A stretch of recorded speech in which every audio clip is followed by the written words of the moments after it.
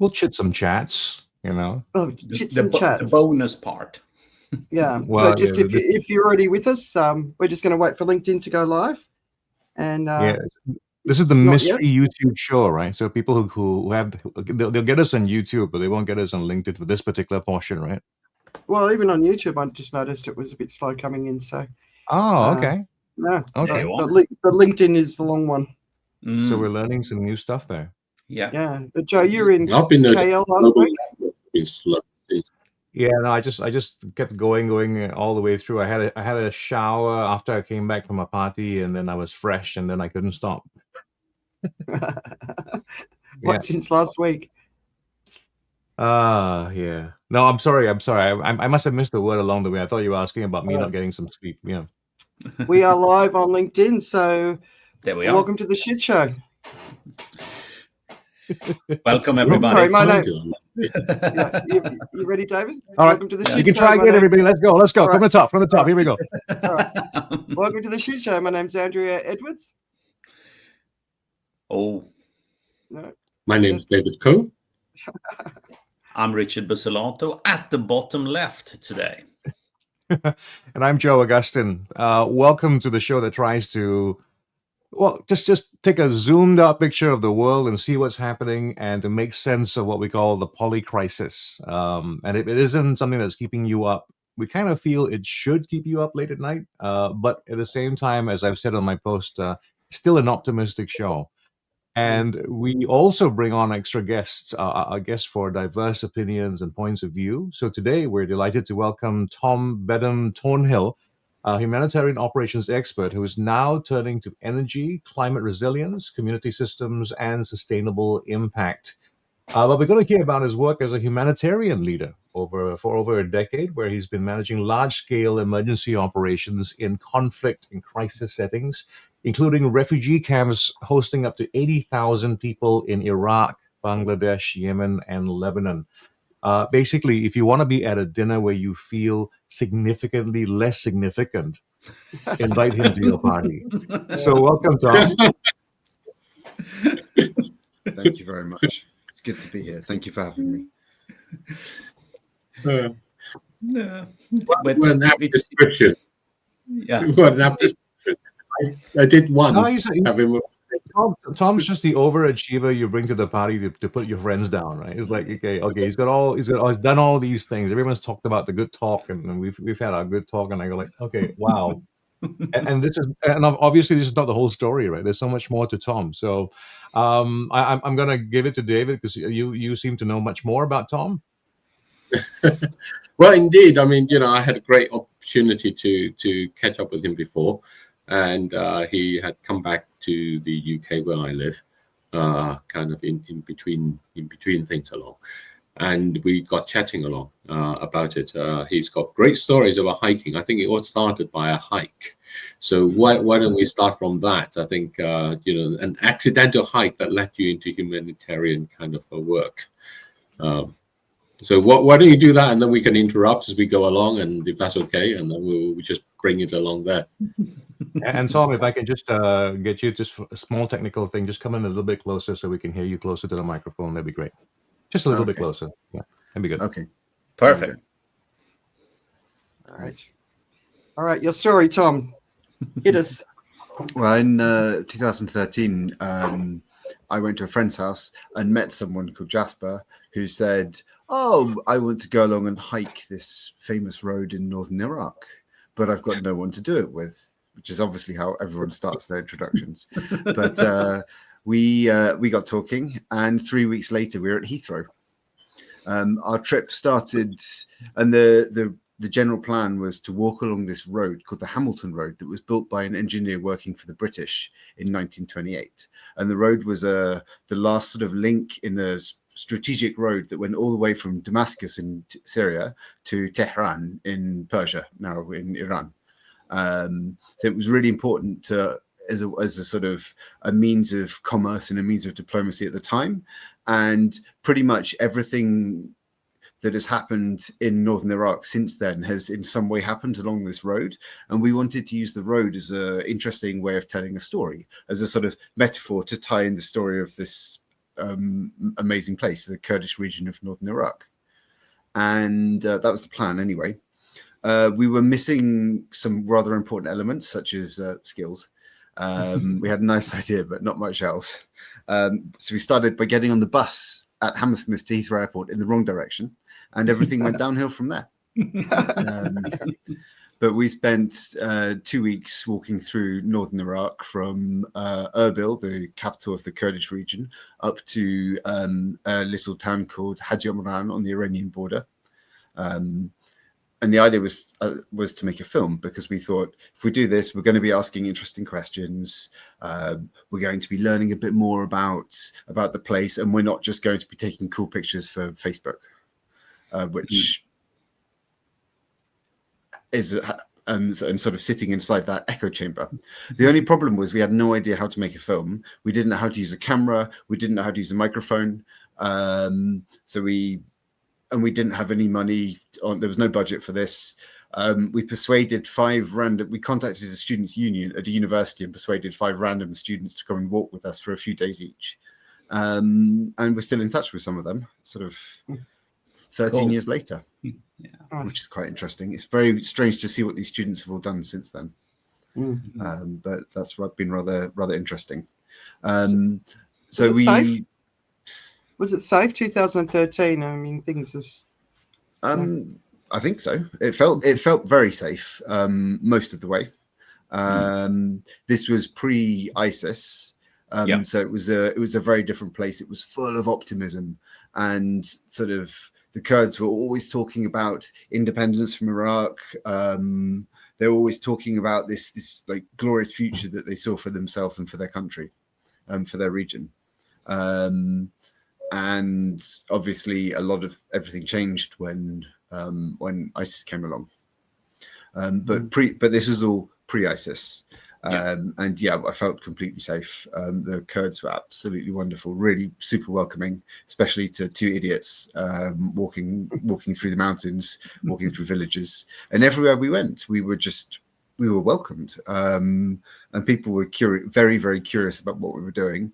And we had a tent and a cooker, and the only time we actually managed to sort of cook for ourselves was the one night where we deliberately hid outside a village, because as soon as we went in and said, is there anywhere like, can we have permission to put up our tent somewhere, there would be a small argument about who's going to host us, which was rather nice. But yeah, lots of great people, and we got a bit involved after that in the Kurdish community back in the UK. And a few months after that, so as a consequence of the Arab Spring, there was a increase in fighting in northeast Syria, and a lot of Syrian Kurds came into northern Iraq as refugees. And both of us, Jasper and myself, decided we were going to go back out there and volunteer. And we did. Jasper cycled out there, which has always been an interesting decision from my perspective. But so he cycled from the UK to Iraq, which took him 3 months, and then cycled back at the end. Wow, His time there. That's amazing. But also, one thing I think is good to clarify here is, like, for British viewers that think of the Lake District as being mountains, we're talking about slightly different topography here, right? This is a region that has proper hills, proper mountains. Yeah, proper hills. And it's the Zagros Mountains. The Zagros Mountains are a huge mountain chain that goes down the border between Iraq and Iran, pretty much all the way down to the coast. And there's permanent snow in shadowy places only now, but there's snow along the border for most of the year. I've been hiking near Itch to the border since then, and climb mountains around there, and there are places where there's snow all year round, multi-year snow. So how did that walk you into the kind of humanitarian efforts and work around there? So the walk itself was just a sort of, I think, an introduction to a place and a different place, and a way to sort of I saw something completely different that I'd never really seen or dreamt about before. Coming from, I think, reasonably sheltered, relatively normal background in the UK, it's like a lot of the world is very different. And did you walk into a camp, or did you kind of, did someone invite you along, or was it sort of none of that at all? There was no humanitarian element to anything that we did back then. It was purely out of interest. So how did that get you over into that? Crossed you over into that? The place made an impression, a really big impression. We got involved with the Kurdish community in the UK, and a few months later, a lot of Syrian refugees came into northern Iraq, and we both decided we wanted to go out there and do some volunteering and help out. And you just that's when you decide just to go out on SPAC to kind of see what would happen. Yeah, which my parents weren't very happy about, along with other people. There was a lot of questioning about the motives. And the first question was always, "Oh, is it really dangerous?" Yes. And I mean, quite frankly, there are places in a lot of places within my local town in the UK where I would go at night, but I might not feel comfortable. There are other places I wouldn't go at night. So what was that first experience like, and how did that then go on? Because later on, you managed to be, running really massive camps along the way, and so on. So what was that first experience like, and how did that kind of lead on in there? Yeah. So I started working for volunteering with a very, very small organization. When I joined them, no one was paid. It definitely wasn't a sustainable way of living my life. But for the moment, it was absolutely fine. So we volunteered, and we were doing small little things in these refugee camps. So we didn't have a large impact at all. But because we were very small, we had no processes, we had no procedures, there was no red tape. We didn't know what red tape meant, so we could do whatever we wanted with the very meager funds that we had. And before I went out to do this, I knew roughly what I wanted to do when I got there, which was to volunteer to help in these refugee camps. And that's like nothing I'd come across in the UK before. I didn't know what was going to happen. I didn't know how I was going to be able to deal with that. And I was a bit worried about it. And I had a small conversation with a blind woman I'd never met before. And being visually impaired, she had a fairly challenging life, but she said something really insightful that made a huge impression on me later. At the time, it was just a comment, and I didn't really understand it for the value that it held. But this woman, Susie, she said, "What are you going to do?" "Oh, I'm going to go to northern Iraq. I'm going to work in these refugee camps. How do you feel about it?" "I'm a bit scared. I'm worried about how I'm going to cope." And this person I'd never met before turned around and said, "Tom, you have to stop, because if you go to Iraq with that attitude, you're going to quickly become a burden on your organization, and you won't be able to help anyone, because that worry and that stress and the emotion that you're feeling for all the people around you, they're going to stop you from doing anything, and you will burn yourself out. What you have to do is to change how you think. And yes, a refugee camp is not going to be perfect, but it's a place that's meant to be a place of safety away from the conflict zone, and that's a positive thing. And your job is going to be there is to enhance that positivity." That's an incredible kind of comment coming from someone, especially kind of from where she was and seeing how it is. So what did you actually find when you got there? It was winter. These camps were all new. There was a lot of mud. They were being set up. One of the camps, Karagosk, when I had arrived, it had 12,000 people in it. And I think when I arrived, there were 90 toilets. A few months later, there were... people. Yes, for 12,000 people. A So- few months later, there were hundreds and hundreds of latrines. But at the time, as it was being set up, things were being done very, very slowly. And we're a small organization. We had no real budget. We couldn't do anything big and dramatic. We started with doing small, simple things that sort of didn't fit into the projects of the, and I think later we'll talk about funding systems, but we started doing small, simple things that would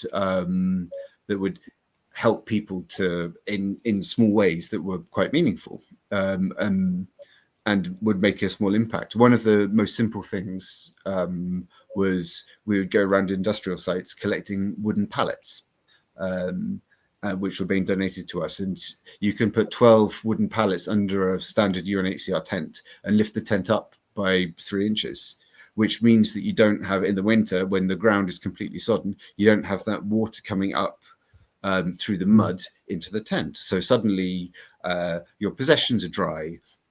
Your children aren't getting sick from being damp all the time. And it's a very, very small thing, but it makes quite a big impact. So we did little things like that for a while.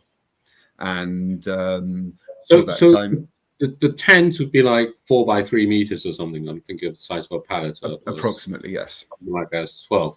And how many people would be in there? That would be, a tent would be, well, a tent is a standard unit. So depending on your family size, if you had up to 6 people, you'd have 1 tent. If you had more than 6 people, you might have 2 tents. If you had come to the camp as a single man, as it were, without a family with you, then you would be lumped together with other single men, and you'd be sharing a tent. Okay. So it's not an easy living environment. Yeah. And what did you guys do for food and things? Well, we lived in a city nearby in Erbil.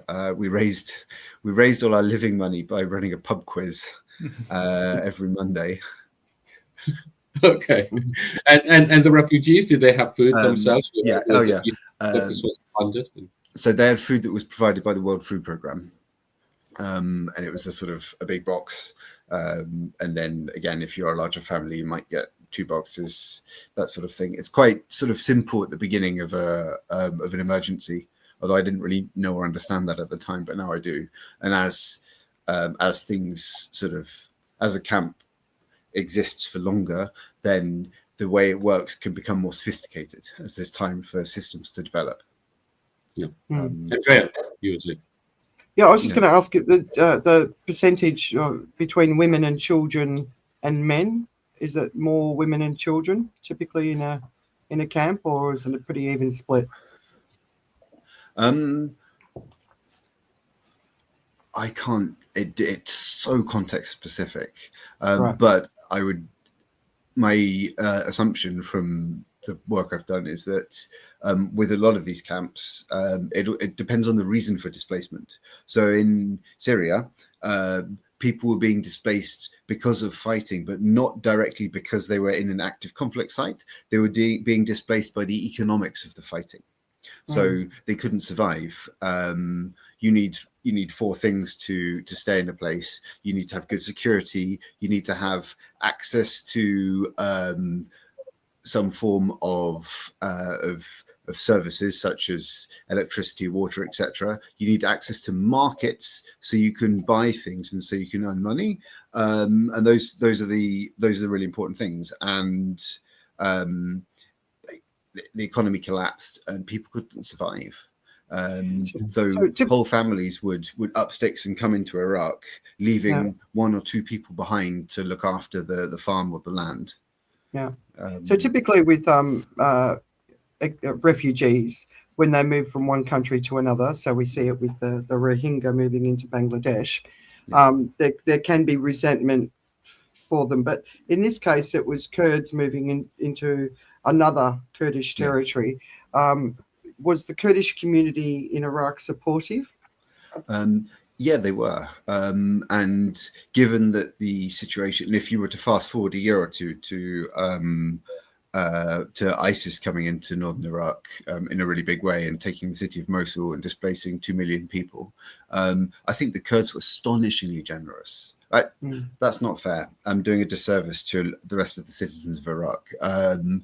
In general, across the whole country, people were astonishingly generous with their time and with their patience, and often with resources, with helping out to help people who have been displaced. But if you have a hospital that's designed for a population and you suddenly double the population, you create a situation where there is a struggle for resources, and that's a situation where community cohesion can break down, and that's a thing of human nature. That's not anything that's specific to one particular group or people. So I think it's the same story everywhere. Same story everywhere. Yeah, absolutely. Well, I think that's an interesting kind of comment in the light of kind of the world today, because in many ways we are creating a struggle for resources across the globe. You know, you see it in big ways and stuff. So there may be, you know, what you're talking about and the responses that you found might actually be quite interesting as well. So you went on from there to getting involved with much bigger camp and taking a much more kind of direct role over it. That itself is a story from what I remember you telling before. So if you want to kind of give a description of that, I think it goes back to the hikes. And yeah, I accidentally found myself running a hiking club. Starting with 4 of us with a Skype group to coordinate it, and sort of 3 or 4 years later, there were hundreds and hundreds of people involved in this, and we would go and take 25, 30 people into the mountains every weekend somewhere. What kind of people? A mixture of people, a lot of Kurds, a lot of other humanitarians. It was a great way for everyone to sort of escape work and go into the mountains and have a bit of a jolly. Would the refugees also go on that? No, not really. In general, and it's not it's very location specific, but if people arrive in camps, as we said, if you double the population somewhere, you create competition for resources.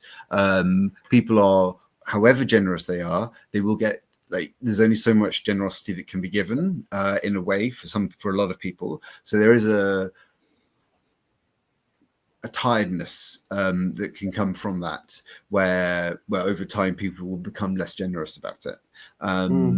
And this is something that I've seen all over the world, and it's something that local government is very worried about. If they suddenly have to host a large number of displaced people, they'll be concerned about this. It's not unique to any one place or people.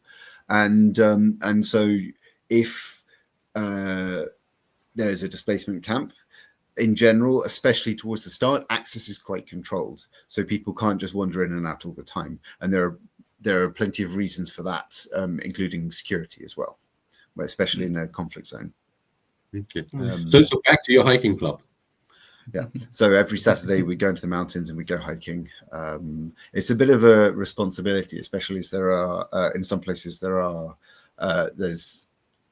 there's been a lot of fighting historically in those mountains between Iran and Iraq. There was a Kurdish civil war as well. So there are areas where there's unexploded ordnance and things like that. So you have to be very careful about where you go. You have to talk to locals. Looking at sort of maps of minefields is not really enough. You got to really speak to the people that live in those areas, that live in those villages. But hiking is a very, very popular activity, and there are a lot of very well trodden paths and routes. So we'd always stick to those, and we would cook on the side of the mountain. Some hikes would be easy, some hikes would be quite difficult, and just get together a huge group of friends all around you. And then eventually on one of these hikes, someone said, "Tom, we've got a problem. You're not qualified to deal with this, but I think you've got the personality for it." And I was asked if I could apply to a job. And it was a job in camp management. And managing a refugee camp doesn't mean that you provide absolutely everything to the camp. In the same way, a mayor of a town in the UK or a city in the UK is not responsible for providing everything. There are service providers who will provide water, health, electricity, food, sanitation, etc. And all those a camp works in a similar way, but there are all those different service providers. Some of them might be the same organization, but there are a lot of different service providers. And as the camp manager, my job was to make sure that everyone in the camp had access to the services they're entitled to and access to information so they could make informed decisions. An informed decision in this example could be something as simple as, how do I make sure my family is receiving all the food that they're entitled to? For example, if I have someone with a vulnerability, then I might be entitled to a bit of extra food. How do I access those additional resources? Or it could be, I'm in Bangladesh, I'm Rohingya refugee in a camp in Bangladesh, and a cyclone is coming up the Indian Ocean, and it might make landfall here. How do I need to take the step? What steps do I need to take to look after my family? Everything from tying my house down to making sure that my documents, which are so vital and so important, are in a plastic bag hanging from a hook on the ceiling, not lying on the floor in case there's a flood. So a lot of it is conceptually simple, but making sure that a community is prepared and is resilient is a really important part of that job.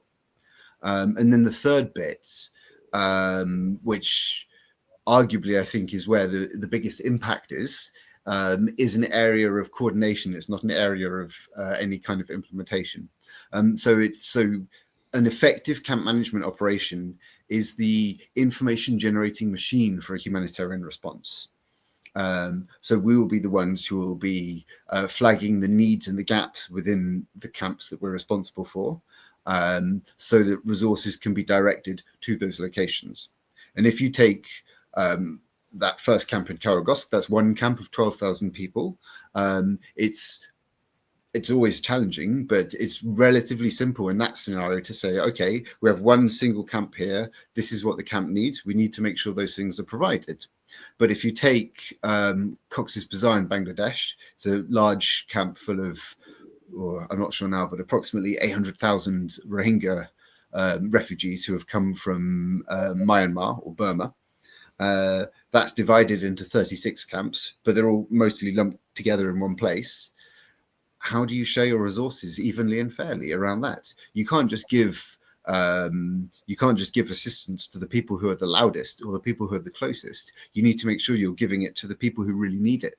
And if you haven't got enough resources to go around, you have to make sure you're taking informed decisions about and difficult decisions about what you prioritize within all of that.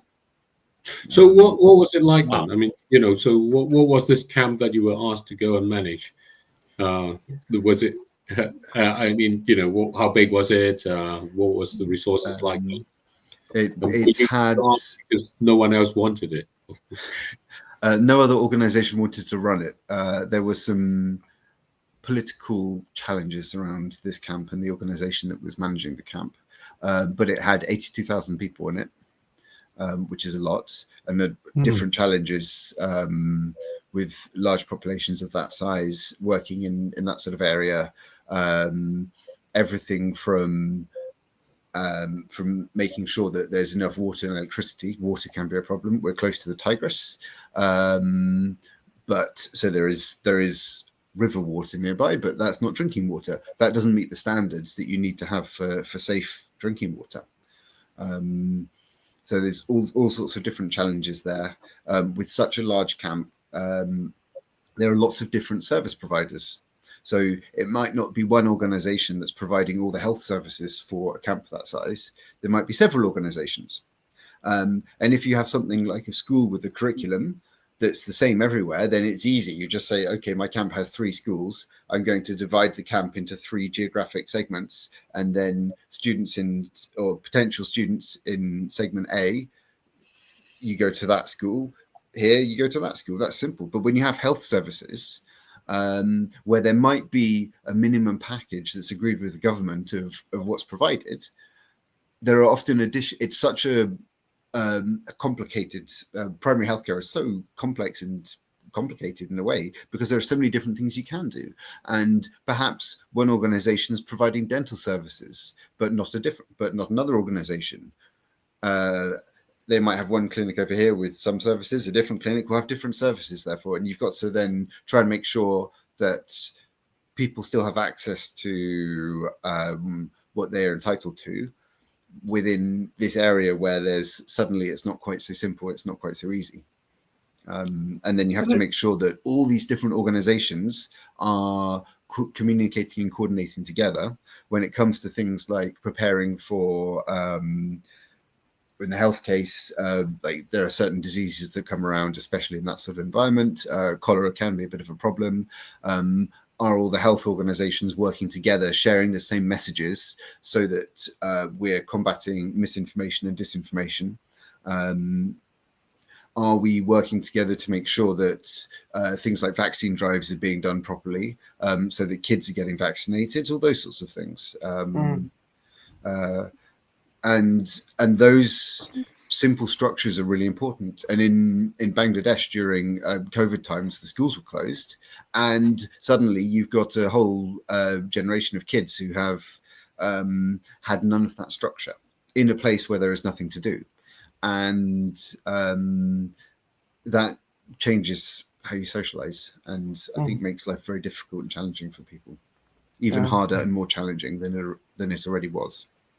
Ollie's just been asking a couple of questions. So we've spoken, and I've spoken to a couple of people who've been managing refugee camps in places like Uganda, and one of the biggest challenges they have is that this enormous amount of people arrive, and then there's this deforestation takes place so that they can cook, and so there's different challenges in different places. There's no opportunity for deforestation, and I'm sure in Iraq, but but that local nature impact that a big group of people arriving would have. So Ollie's been asking about water mismanagement. So you mentioned the Tigris, but I don't know if you were there when there was one of the droughts where there was low water levels, being impacted by the earthquakes, and of course in the Cox's Bazar fire is a big risk, right? So just talking about some of those sort of practical things like water access. You mentioned it, but where it depends on the geology and what's sitting under the ground.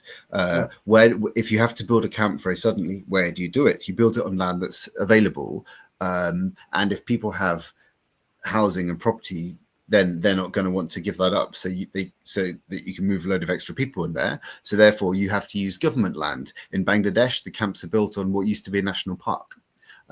It's never been built on before, so the ground is very hilly. The soil is not compacted.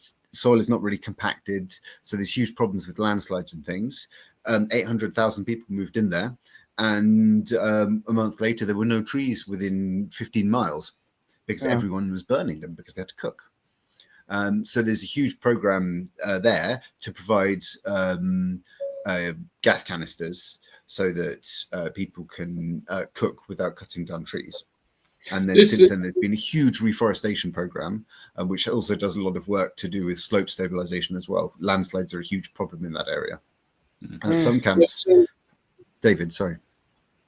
So I was going to say, what seems to come up, you mentioned about education and kind of like having classes and things and so on, and there's a dimension that I think hidden behind there, where I think some of our questions are not quite bringing out in a way, because 80,000 people, right?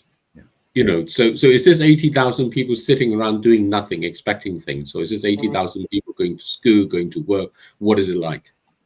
This is 80,000 people in the first camp I ran, Jeddah in Iraq, or in 800,000 people in Cox's Bazar. Like, if you're in the position where you have a little bit of money, then maybe you can set up a shop and you've got a little bit of an income, that sort of thing. There are things that can be done, but by and large, people in these types of camps don't have access to the outside world, outside communities. Which brings the whole question about, why do you set up a refugee camp? And a camp must always, says the camp manager, the camp must always be the last resort, because it becomes permanent. It has huge, massive impact on the local area because it's such a large concentration of people. And if you were to spread that number of people out over several towns, cities, areas, it's a negligible difference. So there's always those sort of questions as well that are quite important to consider. So within that, then, I mean, what's actually happened? Is there like a little? Are they like mini cities? Are they like villages? Do they have a kind of activities that you may normally see? Yeah.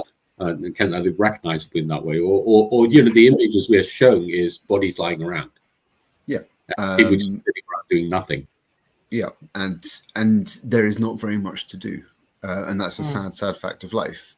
But in terms of things like education is a human right. Education is provided. It's not provided because it's charity. It's not charity. It's a human right, and my job is to ensure people have access to their human rights here. So they not don't a lot to do. create their own little groups and commerce and things like that, and there's no attempt at all to develop a society within it. The people themselves are like, we're stuck here. We're not going to do anything in our lives. These things happen dynamically. People are like a refugee camp is a huge, with 80,000 people in it, that's a microcosm of society. You're going to have doctors, teachers,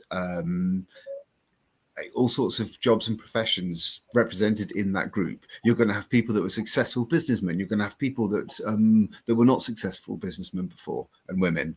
You're going to have different genders, different ethnicities. You will also have people that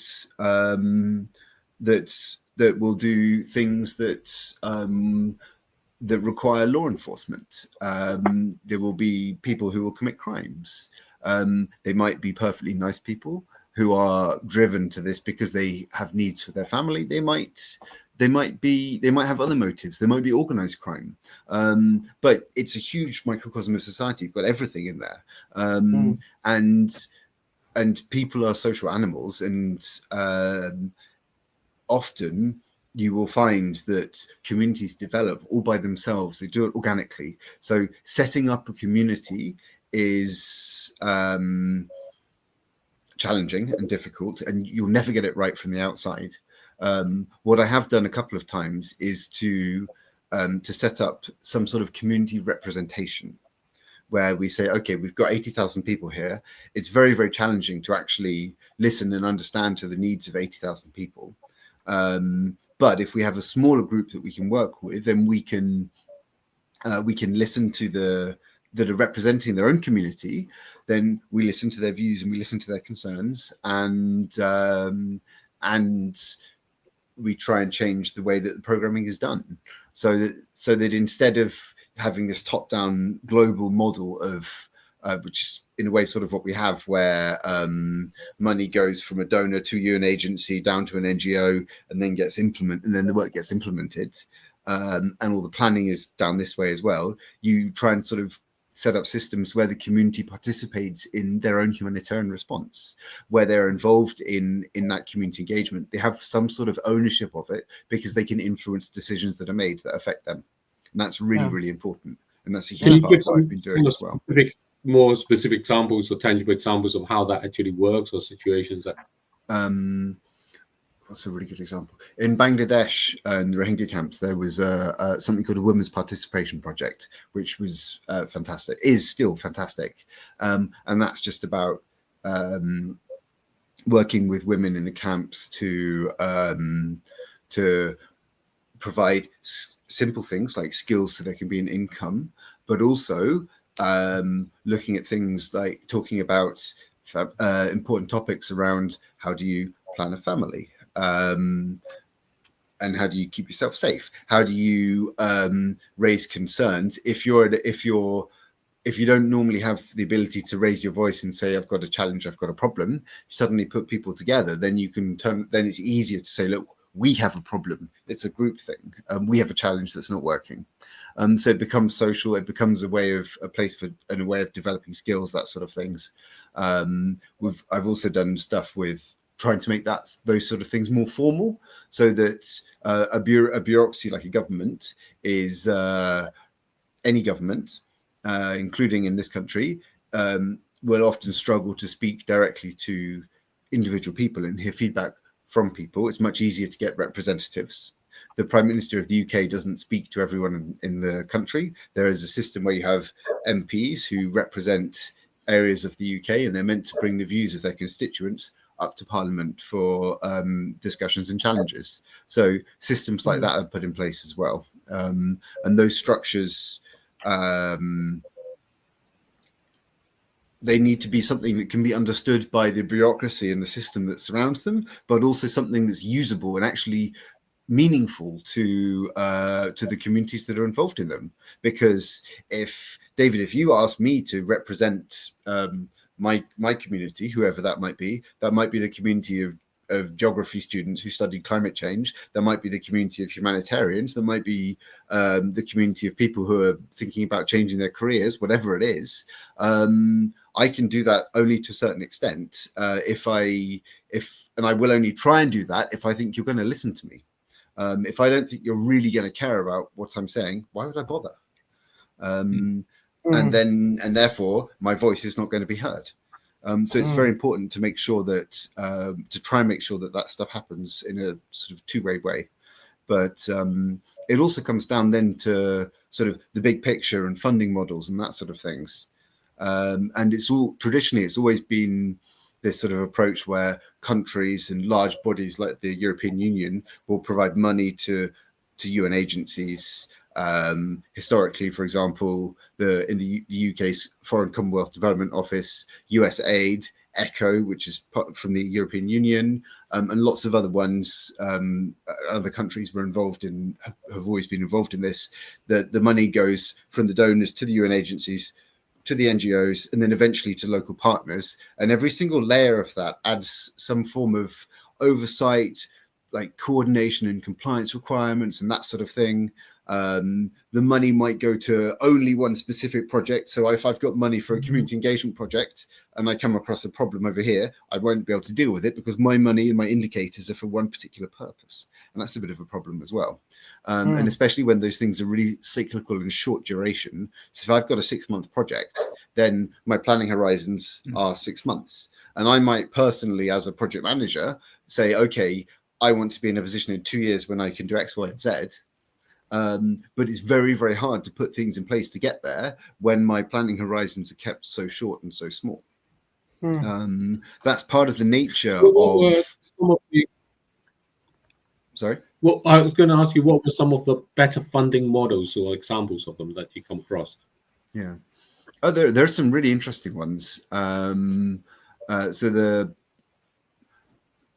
been a lot of attempts in recent years to create systems where small local NGOs can actually access money. There's this big pool of money there, and if all the money is being spent by a couple of large UN agencies, it doesn't necessarily get to where it needs to be. Because those agencies don't have the systems in place to fund a little organization like the one I used to work for, where we had 6 people. Because as an organization with 6 people, we didn't have any of the means to show that we were being compliant about anything. We didn't have policies until we had to invent them so we could get some grant money. But there is a system called humanitarian pooled funds, where there's a big pool, a pot of money for a country, and that money can be given to organizations doing specific projects in the country. So then through that, you can encourage local organizations to apply for this. You can give them support and capacity building to have systems in place to provide some kind of accountability, because that's important. Money does come with requirements and you can't ever escape from that. And so now, as we're seeing over the last... So you just had a bit of a pause there. Yeah, go ahead. Yeah. Go ahead, Tom. As we're seeing now over the last 10 months, there's been a lot of changes to how humanitarian stuff is funded because there's been a significant drop in funding from the United States. And there's a lot of work that's being done then to say, okay, we have to be more efficient, we have to be more localized, which ironically might help rebuild trust and credibility with communities and humanitarian organizations as those communities take stronger roles. But it comes at a huge cost that you can measure in lives. Can I ask you, before we sort of dig into the now moment? I mean, some of the refugee camps that you've worked in, the one in Iraq, has that now disbanded, and have people been able to go home? Yeah. That must feel good, right? Good and bad. So a static camp has a life cycle that's well recognized and understood. You set it up, you operate it, and then you close it and decommission it. So I closed and decommissioned some of the camps we were working in. And if everyone's gone home, that's perfect.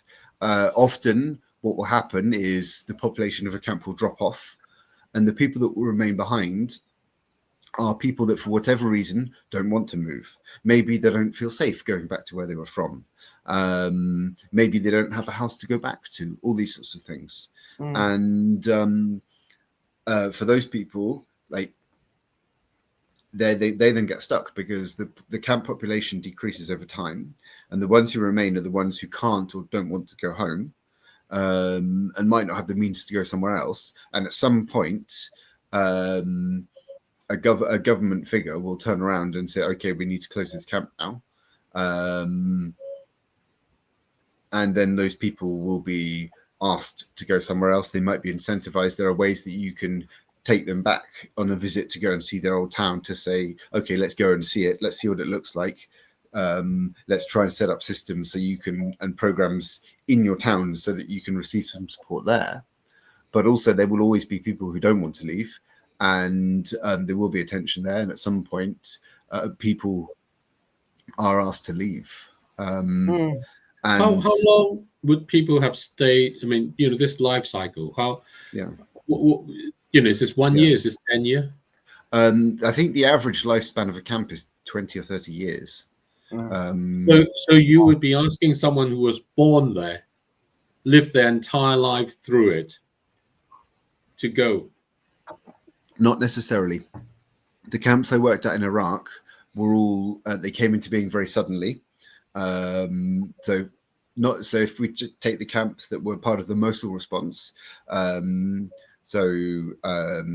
lot of people fled from Mosul when ISIS took it in 2014. Those people went into camps. A lot of camps sprung up. 47 camps sprung up over the country very quickly, and containing hundreds and hundreds of thousands of people. And then, as soon as the conflict had died down a bit, people start going home if they can go home. They don't want to be stuck in a camp. It's not a great place to be.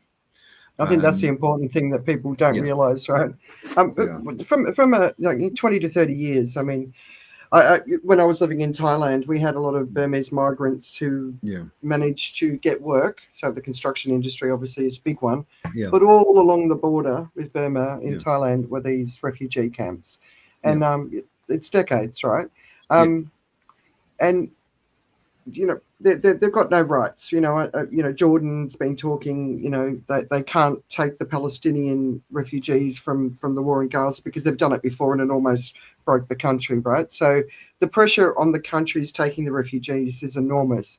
But the thing that I always sort of think about, people without anything to do, sitting around in camps, the mental health crisis that you must have been dealing with on a day-to-day basis must have been just astronomical. I mean, people must be giving into despair because it's horrible. Yeah, it is. And different people react different ways to it as well. Yeah. And you might react, or I might react to a particular challenge in one way if I'm feeling good about things. But if I'm in this situation where there's constant tension all around me, I'm now suddenly living in a tent with other families right next to me. There might be trauma from conflict, that sort of thing. Suddenly, like, I as a person might react completely differently to a situation, and that is that is part of human nature. It is tough. It's difficult, and there are really big problems around that. And things like setting up women's groups are very good ways to bring people together to talk and share and deal with that. But that's why when we talk about refugee camps or any kind of displacement, you will always turn around and say, here we have life-saving. We're going to look at food, we're going to look at water, we're going to look at sanitation, etc. One of the things that is being mentioned more and more and more, which is a very good thing, is dignity. Yeah. And if you have dignity, then it's much easier to withstand a lot of these challenges and problems. Because there's like people who work together when they have dignity much more than if they're separate. If I may just pick up on that part, I think there's I'm reading Pope Francis' second encyclica, or I don't know which one it is, but it's the one that came out during COVID, and it's called Fratelli Tutti, and he talks in there about work as being an essential component to dignity. So how does that play out, if at all, within something like a refugee camp? Work is difficult. There is again, if you're dropping a huge number of people into a society, there are not going to be enough jobs for everyone. You're putting additional pressure on employment that is not there. So are there ways in which people actually generate jobs as such, or is it that, because a lot of what you described is very much a case that here are the problems, and here's why we need the money. Mm-hmm. Are there actually any examples that says here's a group of people and this is what they have done? Oh, loads of examples, and they're really inspiring. Can you go through some of those? Because it sounds at the moment like it's all just people dependent on others, and people, even though they were doctors and teachers and people like that before, they have now somehow abandoned their own dignity. Is that? I mean. Yeah. Whereas if there are examples that actually demonstrate the other thing, then it is when you bring out dignity. On a really simple level, like if there are, like, you can, like, as a humanitarian actor, I would employ people. I employed a lot of people in some of the camps I've worked in to do these jobs, to help ensure the proper coordination and management and running off that camp. That will be everything from people who are doing assessments to helping manage complaints desk, helping to coordinate with the community and run women's groups and community engagement and representation things, all that sort of stuff. And then there's other sorts of funding that can come in to do that. There are cash for work jobs where you might say, okay, we need to fix this or this or this and come and work for a bit, and then we'll rotate that workforce so everyone gets a bit of money. But I don't think that's what you're asking. There are some cool examples, really interesting examples of people who have sort of set up businesses and done their own thing. And yes, there is that is very important. In Iraq, there were two camps right next to each other, literally with the fences touching. One was Madraj, it was on an old airstrip, and the other one was Jeddah. And of these two camps, in one camp, the way it was managed, like, people were able to set up shops, cafes, restaurants, and the camp was sort of built around this concrete airstrip. And all the way along the airstrip, which was the sort of the main street, there were shops, there were cafes. The food was fantastic, and an economy developed because it was allowed to develop. In the camp next door, an economy was not allowed to develop, and the whole place had a very, very different atmosphere. It was much more static. It was much harder. What was the thing? What kind of thing allowed it to develop? Decisions of management. And what were those decisions? What kind of shape of decisions were they that would allow that? It's a very simple but consequential decision early on, which is, if someone wants to set up a shop, will we let them? Oh, it's very, very simple. It's a decision of management. Wow. It really is. And it's not a case of, oh, you want to set up a shop, we're going to provide you with things to sell. No. But The majority of the airstrip camp had a functioning economy. So it was. So what would be the reason, the thinking that says they shouldn't set up a shop? I'm asking because one of the things that you mentioned right at the beginning, and that people needed, security, and one of those 4 things was markets. Yeah. And so it feels like, if you were setting up a camp, were you deliberately trying to prevent those 4 things from becoming established so that you could clear people out, or were you, or I don't know the reasons why, when this camp was set up, that they did not let people do it. I have my own suspicions about the some of the characters of some of the personalities involved, but I will not name those people or go into it. But there were decisions that were made that they were going to keep a very tight control over what people could do. And tight control, right? Very tight control, and that means we will not let you set up a shop, and similarly, we will not let a single item enter this camp unless it is something that's approved by us. Whereas another camp next door said, okay, you can set up shops, but if we're going to set up food shops, we need to agree on standards. So let's sit down with this with people who want to set up cafes and restaurants in this shop. And that number started very small and grew over time. But let's sit down and make sure we have an agreed set of standards for food storage, that sort of thing, so that we're not spreading disease through the camp. If electrical items are being sold in the camp, then how do we make sure that they are items that don't overload the system, because there's only a limited amount of electricity available?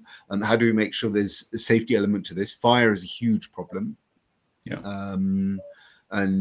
We mentioned fire earlier, and in Bangladesh, where the whole camps they're very, very densely populated camps, far over the standards for there. I mean, there are humanitarian standards for everything, and there are standards that say you have to have fire breaks that are a certain width, and you have to divide up your area, and you can't do that in Cox's Bazar. It's just it doesn't work like that. And there was a huge fire while I was there in I think in March 2021, and it burnt down the houses for 60,000 people. Wow. And it's like the Great Fire of London. It's huge. I just want to. James Atkins sort of said, very interesting how an economy emerges in a camp. Might be useful for understanding emergent economics. And then Ollie was asking about the drought, which basically is one of the main causes, they believe, of the Syrian war. But you weren't there in 2011. You were there from 2013, 2014, right? Yes. Yeah. So you probably can't speak to that. Surely, it's too complicated.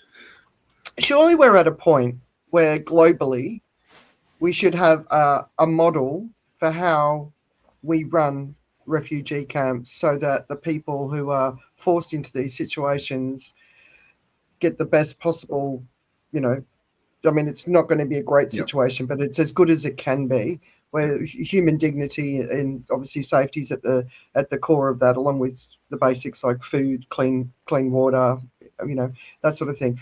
Surely we're at the point where we know that there's going to be more refugees because of what's happening in the world, not just because of war, but because of climate movement.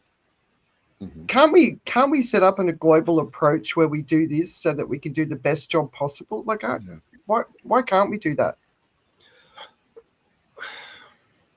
It's tricky because for many reasons. Camps I think it's quite easy to run a camp. It's very, very challenging to run a camp well.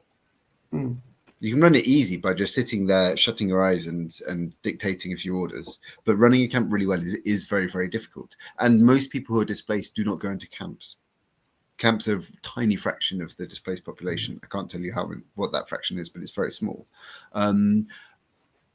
On a sort of a technical level, from the perspective of camp management, there are sort of global coordination bodies who sit down and talk about how we're going to do camp management, what standards we're going to use for different things, how do we train practitioners in concepts around camp management and community engagement. How do we share best examples of best practices? All that stuff happens, and there's some really interesting stuff that goes on in there, and there's some interesting work that's being done and being worked on to say, okay, how do we try and bring more local influence into what's going on? But ultimately, it comes down to money, or I believe it comes down to money. And most funding and control still sits at a very senior, very global level. And there are lots of commitments to localization that have been made in the past, specifically something called the Grand Bargain in 2016, and where there was meant to be a sort of a change in how we do humanitarian work. And now, as a result of the US funding cuts, there is another big sort of head-scratching session going on where they're trying to reorganize this, and that's called the humanitarian reset. But like, that ideal model has got to be something that's complementary, where you're sitting there saying, okay, we've got local, regional, we've got global aid. How does that fit together? How does that work? And local responders, they're always going to be there first. They know really who needs what better than anyone else.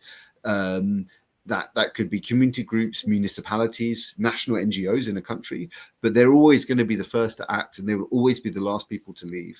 And because they have that access and that understanding of the context, they can have a better chance of building trust with people, which makes that response faster and more relevant to what's going on there. That's really, really important. But we're in a situation where upward accountability is the way that the system is still governed. So a donor will say, right, I want you to do this project with this indicator, or the organization might have a chance to propose the project with its own set of indicators.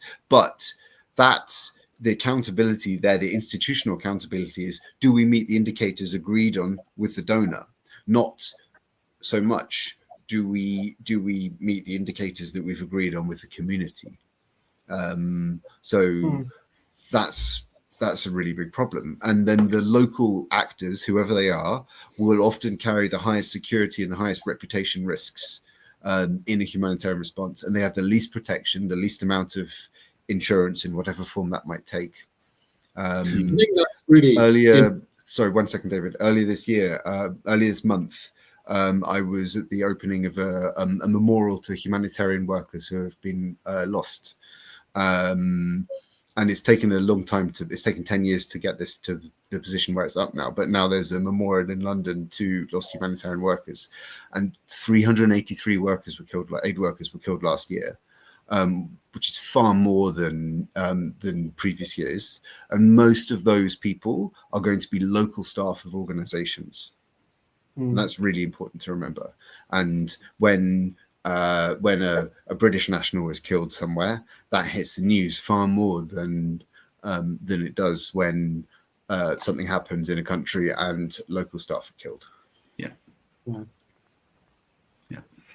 I was going to comment in a way, because I think with your comment that funding objectives are to meet the donors' perspective wish versus the actual kind of recipient's needs. I think we are in some ways moving even more towards that, because the US has quite clearly stated we will only fund things which serves our purpose and enhances our status. And I think that's being copied by what other politicians in other countries are saying, which sort of is the opposite of what you're saying, and in some ways is to say, if you want to set up a shop, how does that help me as the donor? It's thinking about the problem from a different perspective and saying, okay, how can we help people to thrive in this environment? Because if we can do that, then it makes their lives easier, and it makes our lives easier, it makes everything work better. And there's there is a really important role in the global system for whether that's UN agencies, the Red Cross, whoever, to ensure that there's accountability, that resources can be raised, at scale to deal with serious problems such as cyclones or hurricanes, as we're going to hear about later, I think. Yeah. But also then there's technical standards, there's information, there's that knowledge of how you do it well. All those things can be shared. If there's a sudden onset crisis, in other words, a humanitarian, a natural disaster, the local municipalities might not be ready for it. They might not be prepared to deal with that. They're going to need a huge amount of help very, very quickly in order so that they can meet the needs of their own people. And that has to come from an international, a regional or global system. That can't come from within a country if people are not always going to be ready for that. So I'm just looking at the time, and it's I want to make sure you give us the next one. But before I ask that question, I want to ask about, how does your heart carry the burden of what you've witnessed over the last decade? Because you would have seen some amazing stuff. You would have seen some of the best of humanity, but you've also probably seen some of the worst. How do you? Are you a changed man? Probably. I have a different perspective. It's changed. I think it's changed how I react to things. But it's also changed what I value and what I think is really important. And I think that on a very, very simple level, the most important thing is stability and predictability. If I have, if at some point in the future, if I'm lucky enough to have a daughter, am I going to want to bother to educate my daughter because I know she's going to have a future? If there's no future, what is the point? And that's a very, very fundamental thing. And in places like the UK, where survival is not an issue for the vast majority of people, and there are people with significant challenges in the UK, but for most people, their day-to-day fundamental survival is not a problem and a concern. And for a lot of people around the world, it is. And I think that perspective, that's seeing things from that direction does put things into perspective sometimes. And it does. I think it changes what you value. It must do. So what next? It must do. I was going to ask you, kind of what next with what you've just said. Yeah. Well, I want to. I'm trying to come back to the UK. I'm here now, but I'm trying to find a job here and be a bit more settled here. In part because I want to be closer to friends and family, and I've missed out on a huge amount of things over the last decade, especially working in conflict zones, and I've put my parents through hell. Last year I was in Lebanon, where it was under all the airstrikes, and that really wasn't fun for them or other people. But I want to take sort of the skills and I think most importantly the attitude that I've learned and developed to something slightly different here, and moving maybe from something that's looking at crisis response to building long-term sustainable systems that prevent and mitigate things from happening in the future. And I'm really interested in climate change and renewability and sustainability, and climate resilient infrastructure as well. So I'm sort of that humanitarian work has really taught me the importance of resilience and strategy, but also like local leadership, what people can bring to the table, and that a successful enterprise, whatever it is never top down, and it always involves the input from people on every single level, all the way up. And yeah, I'd like to help organizations and communities that plan and adapt and thrive to the changing world that we're in and that we're going to experience as time goes on. Oh, well, very inspiring. All right, I'm going to give you a break from the screen. really inspiring. And it's funny because Steve's a geologist as well, but the people I know in humanitarian work tend to be geologists. So for some reason, it's an education that leads up down that path. But I think your attitude, your spirit, and just I think So if anyone's looking for someone awesome to help do some good in the world, reach out to Tom. Yeah, so and I really need a job, so that would be useful. Yeah. He's open to work. You can see him. You can connect with him on LinkedIn. All right, so I'm going to move on. I totally get what you were saying. When I was traveling in the developing world for a long time, I landed in London, and I went to this place in London where Australians go on a Sunday. What's it called? And the pub. It's a sort of it's a place, and it's as awful as you would expect. And I just found it really difficult to adjust from the mindset of what I'd been into to that, and it sort of impacts you for life. But so talking about silly things that don't really matter in the big scheme of things, I'm going to take you through some of the news. Some of it really matters, obviously, but some of it doesn't. The first one in particular, but we're not going to discuss this. I'm just going to quickly go through it. So the prince is no longer a prince, and is to be referred to as Andrew Mountbatten Windsor. And it does matter. I shouldn't be flippant about it because he's the first domino, I think, in the Epstein case, and hopefully, male domino. The women certainly are getting a shellacking. Another story that I saw today: Australia is about to spend $500 million on Halloween decorations. Now, people look at stories like that and they don't think much of it, but 99% of those decorations will be a single-use item that will go into landfill. I honestly don't know what it's going to take for us to wake up. So that's just one. Hue is the former royal capital of Vietnam, and I was there with the boys when they were tiny. It's a beautiful, beautiful place, and it was absolutely devastated by flooding. And it's probably something most people haven't paid attention to. Spain and Portugal are also facing severe floods. Dolphins are getting Alzheimer's, and this is due to pollution and algae in the water. And we've got to presume that that's a factor for us too. The Irish have elected a far-left president, and I don't know about you guys, but she seems pretty cool. But the Dutch have come back to the centre, which, that was... I felt a bit relieved about that because they'd gone far right. I've got a lot of people who were left-leaning and they were a bit disappointed that it didn't go more left, but, as long as it's not the other way. But however, Argentina, Milei had an unexpected win, and I'm wondering if it was because Trump said we'll only give the money to Argentina if they keep supporting Milei, and self-preservation, maybe. Australia's Christmas island shrew is now officially extinct. I've shared a really beautiful sort of an ode to the shrew in where I put all my world news. It's worth reading.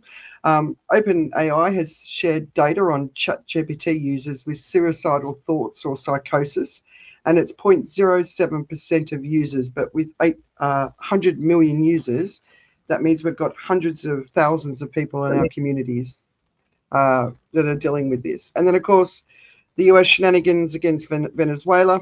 Israel continues to carry out massive attacks on Gaza, and they're killing hundreds of people, including children. But apparently there's still a peace agreement. And Amazon, the company, this week announced that they're letting go of thousands and thousands of white-collar workers, but a couple of weeks ago it was hundreds of thousands of blue-collar workers. And honestly, it's an AI replacement and a robotics replacement. Once they've got no people left working for the organization, and everybody else does the same thing, who's going to buy the products that they sell? So they're the main bits. What about you guys? What else have you guys noticed? Lots of politics. You mentioned, some of the more important elections we've gone through. I think things are brewing in France a lot.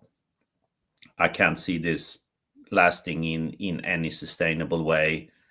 And I honestly do think that France is in many ways the canary in the coal mine for what the continent of Europe is experiencing. And they're a little bit further ahead of the breakdown we will see happening, because they will be the first major country running out of money. And all these shenanigans are all about money, nothing else, and the distribution of them. Mostly generational distribution of them. Yeah. Anybody else noticed anything else significant? I've been, I don't know if you're kidding me. I've been looking at kind of what it means to create a shop on Amazon. And we've shops, or we've got shops in the high street, and basically what you do is you end up basically intermediating between people who produce the goods and people who want the goods, and you put it in the shop. And Amazon does similar things and encourages people to do that. And lots of people goes and says, we make so much money running our shop on Amazon, and we don't have to do anything. It's automated, and we just sit in between. And the more shops you create, the more fronts you have, and the more you can sell, which is kind of how Amazon works. So when you go down there, very often you find that you're finding listings of the same product at a little bit different prices around. And that's kind of how it is. And I thought, is there a difference between this and your shop on the high street? And functionally, it feels there isn't. But the shop on the high street, you meet people. It becomes a kind of a contact point. Shop on Amazon, especially the way that these days you can now do it, you actually don't have any contact. And you do it, and all the sort of guides and stuff emphasize the part of where you don't actually need to have any contact, so that you can still go around and pick your kids up, and you don't have to worry about having to man the shop from school in that way. So I think that this whole part of thinking about kind of e-commerce and spread and the agents and the AI and all of that is definitely taking us further and further, and it's triggered by your comment about Amazon itself cutting its own staff. In that sense, all of our interfaces, that with the functionality of what we think we have, is going to strip away the human touch. And the people providing it are going to do it on the basis that they do not have to provide any human touch. So that's been kind of mulling through my mind. Yeah. So more of the inshitification of business, right? which is applied to technology companies, but I think it's more wide. But we obviously had Hurricane Melissa, and when we did the show last week, so last Friday, it was scheduled to land on that Saturday night or the Sunday, but of course we know that it didn't land till Tuesday, and that was because it was so slow moving. And it took, I remember talking to my husband, and he's like, well, it seemed like it went okay. And I'm like, oh, no, we just don't know what happened yet, because it hit a part of the island that was so cut off. And it took a good couple of days before we started to get footage out of the area, because obviously the telecommunications down, the energy was down, but absolutely devastating. But anyone, Joe, you haven't said anything yet. Any thoughts on what you've seen from Melissa? You don't have to if you don't want to, of course.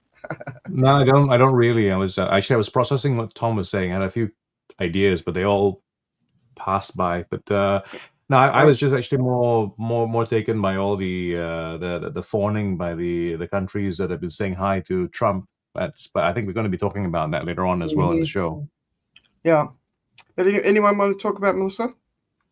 Oh yeah, I got some stuff. So I'm it's really interesting. One of the comments, Jamaica has like 2.9 million people, and in a way, you can actually, there are plenty of spaces that can actually help with the people with the potential displacement, or dealing with it and getting people out of the way of the storm and then bringing them back, or whatever is necessary.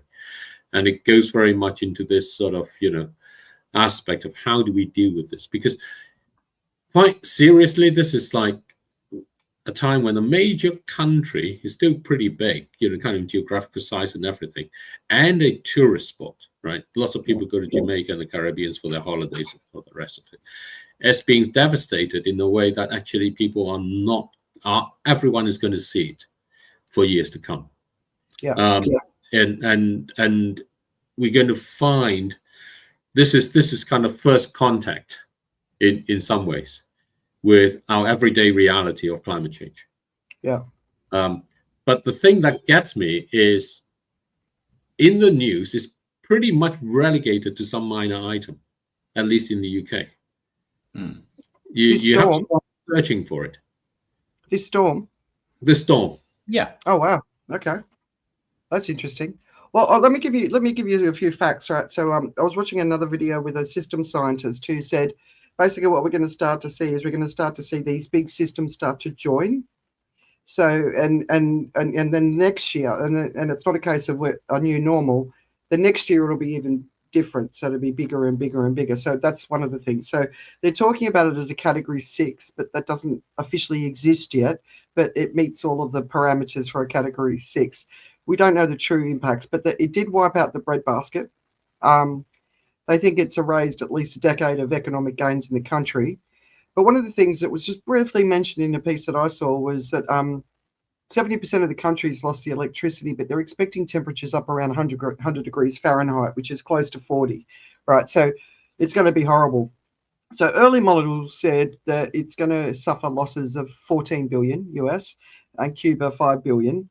So Hurricane Ivan was, which was 2004, caused about 580 million. So just to give a comparison, Jamaica's economy is valued at 19.9 billion. So if it was 14 billion, it's 75%.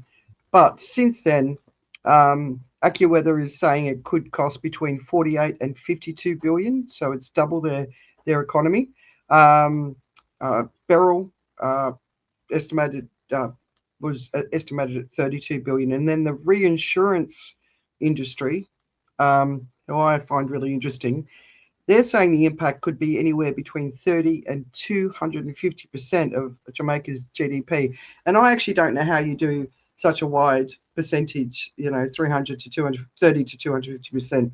The vast majority of the country hasn't got insurance, so the insurance industry impact isn't as big.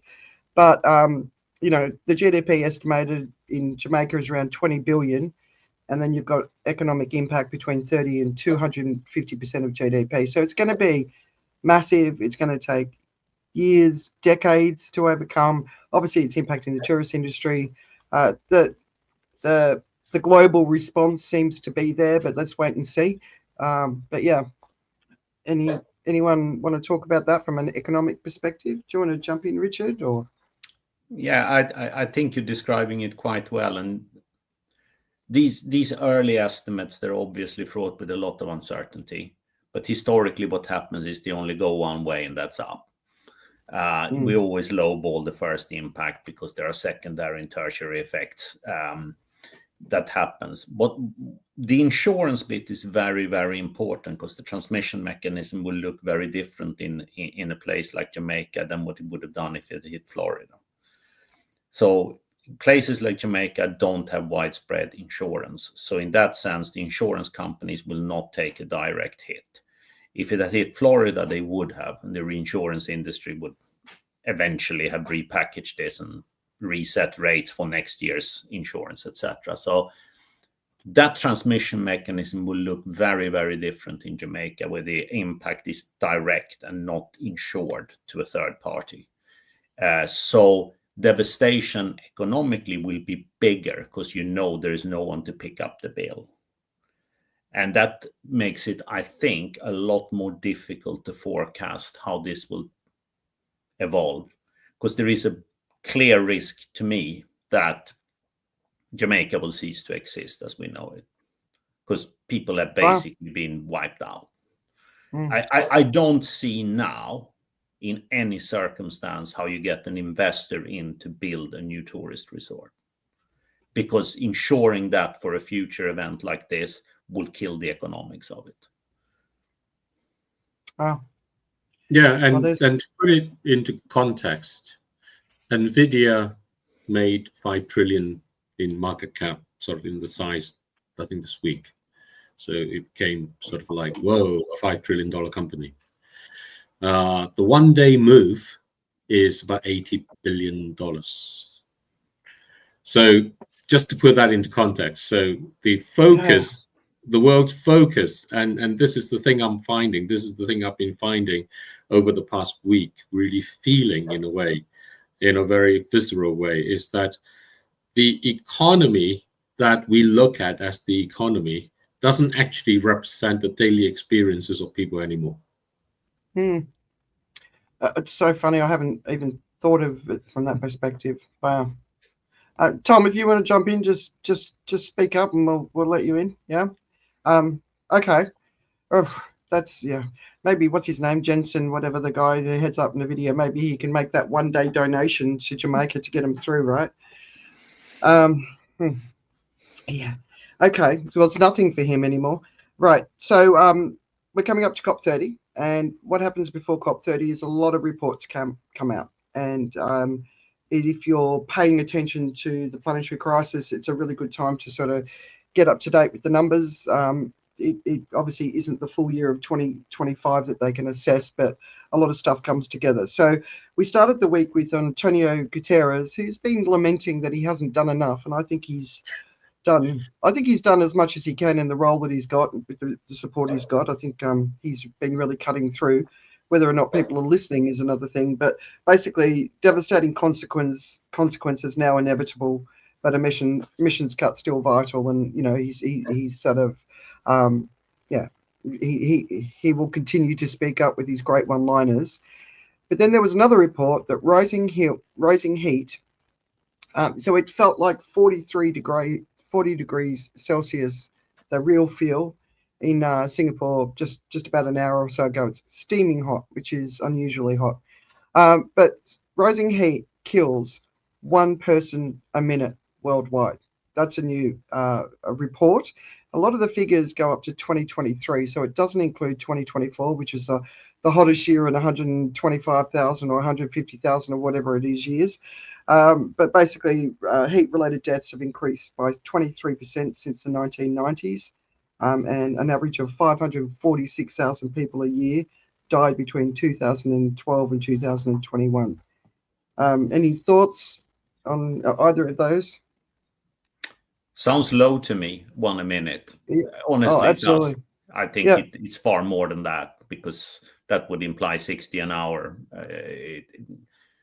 No, I think it's a lot more than that. Yeah. And it is, because they just don't know how to count them, right? Yeah. All right. And then, of course, we had Bill Gates jumping into the melee with unfortunate timing, because he did it just as Melissa was hitting. So this has had an interesting response. Now, if you mention Bill Gates' name in front of certain people, you get a rabid response, a negative response to him, and in others you get a very positive response. I haven't agreed with him in the last sort of few years on a number of things. It doesn't feel like he's heading in the right direction, but I don't think we should ever underestimate the positive impact he's made when it comes to vaccines, health, just even toilets, right? He's done incredible work, but this feels really, really wrong. It's disappointing, and he's getting all the media attention because some of the other reports that are coming out actually require that level of media attention, but he's getting it. And now Donald Trump's declared we've won the war on climate change. So So what have been your responses? Who wants to go first, Joe or Tom? Let me ask you guys,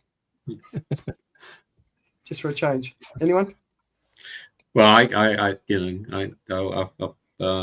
right, David. I was most struck still by his comment during the New York Climate Week a couple of years ago, when he was being interviewed by the New York Times, and he made this comment when the people were asking about trees, and his answer was, kind of, are we idiots or are we science people? Yeah. The really very kind of arrogant stance to say that if you're not a science person, then you're an idiot. And of course, he's quite specific about what he means by science people. In his particular case, he was selling the Icelandic direct air capture, which has not managed to produce the capture that it has hoped to do by now. and people question whether they will catch up with the pace at which it says they claim to. And I think I read his sort of blog or whatever it was, or whatever you call it, on it.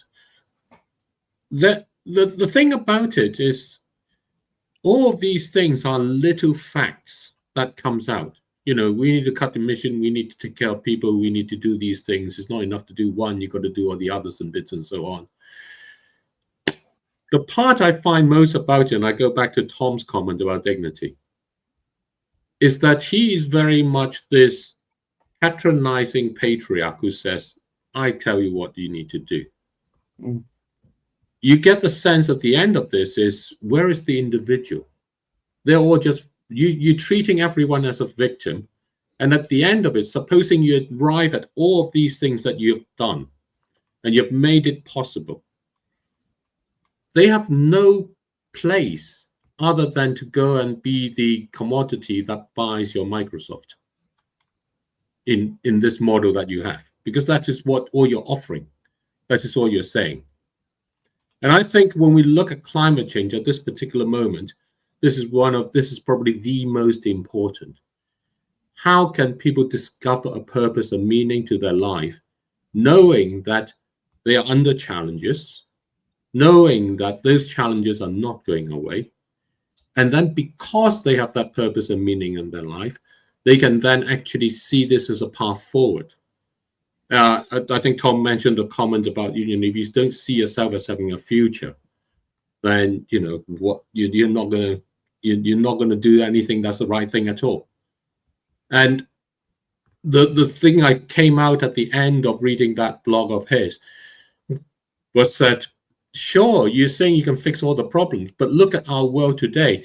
And the blog is full of pictures of people in Africa and those sort of regions. But you go around and you take pictures around New York and around kind of London and Paris and all the rest of it. That's where you're taking them to. And those pictures don't look great, which is what Richard was saying. If France is the first to topple in that way, if all the rich countries are kowtowing to Trump, then that's what you're offering as such. That's not a future. And he misses the element. He misses the dignity of people in what he writes. He just offers health as a generic commodity in that way. But health is not health if there's no joy. And he doesn't offer joy. Yeah, that's an interesting perspective. We know that he's coming from the right place. As far as his commitment to global health and vaccine access, we know he is. But like I said, it feels like 43 degrees today. So the Bangladeshi construction worker that's standing on metal building Singapore's next skyscraper is not having a good day and might die, right? And this is all over the region. It's all anywhere near the equator is experiencing this extreme heat. And so it's like, it's not an either or. And he's sort of saying it's not going to happen soon. All indications are it's already happening. We've lost the coral reefs, for God's sake. I don't know. It just he feels out of alignment with the reality that climate science is saying. And well, his science, I don't think his science is necessarily, I wouldn't say his science is necessarily out of alignment. I think the economics is out of alignment, because I think the solutions he offers, these are resources. The economics is about distribution of resources, and there's some sort of way by which they are discovered and found. So you either have, in kind of Tom's description, a top-level waterfall approach towards how you distribute, and that's what he's saying. And the part that you're describing is where it's actually grassroots needs-based availability and creation of resources. And the difference between the two is that very often when you allow grassroots needs-based creation of resources to happen, like we'll allow a shop to happen, we won't block a shop, you create genuine new resources. People find ways to do that. When it's a waterfall approach, it's about transferring resources from one place to another. And so you end up saying, you got to tax people more, you got to take more, but ignoring the fact that to tax the people, they need to exploit someone else. And that's that sort of breakdown in the economics. So this is really quite fundamental, because we are already seeing the damage from trying to get the level of critical materials needed to make the transition happen, and its implications on populations around and environments around. And we're ignoring that because we have this waterfall approach that starts from saying, this is where it goes, and it goes from here is good, and ignoring what comes above it. And so he is very much in this approach. And that's why it feels somehow not quite right. Is it really going to do the job? And that's why we have all these things about, how is it possible to actually get there? Where does it really come from? And he doesn't ask where does it really come from. He just says, you should be responsible. Someone else should sacrifice themselves for this. Tom, as someone who's worked in the humanitarian space, do you have you might not want to answer this question. Do you have a positive view of what he's done from a humanitarian perspective? The Gates Foundation. Yeah. Yes, I do. Yeah. He's the Gates Foundation has done huge amounts of good, especially with malaria, which was their biggest focus for a long time. Yeah. And I think it's been life-changing for regions, for countries, even for at least from my understanding. I've never worked on it. I've never worked for any of this stuff, but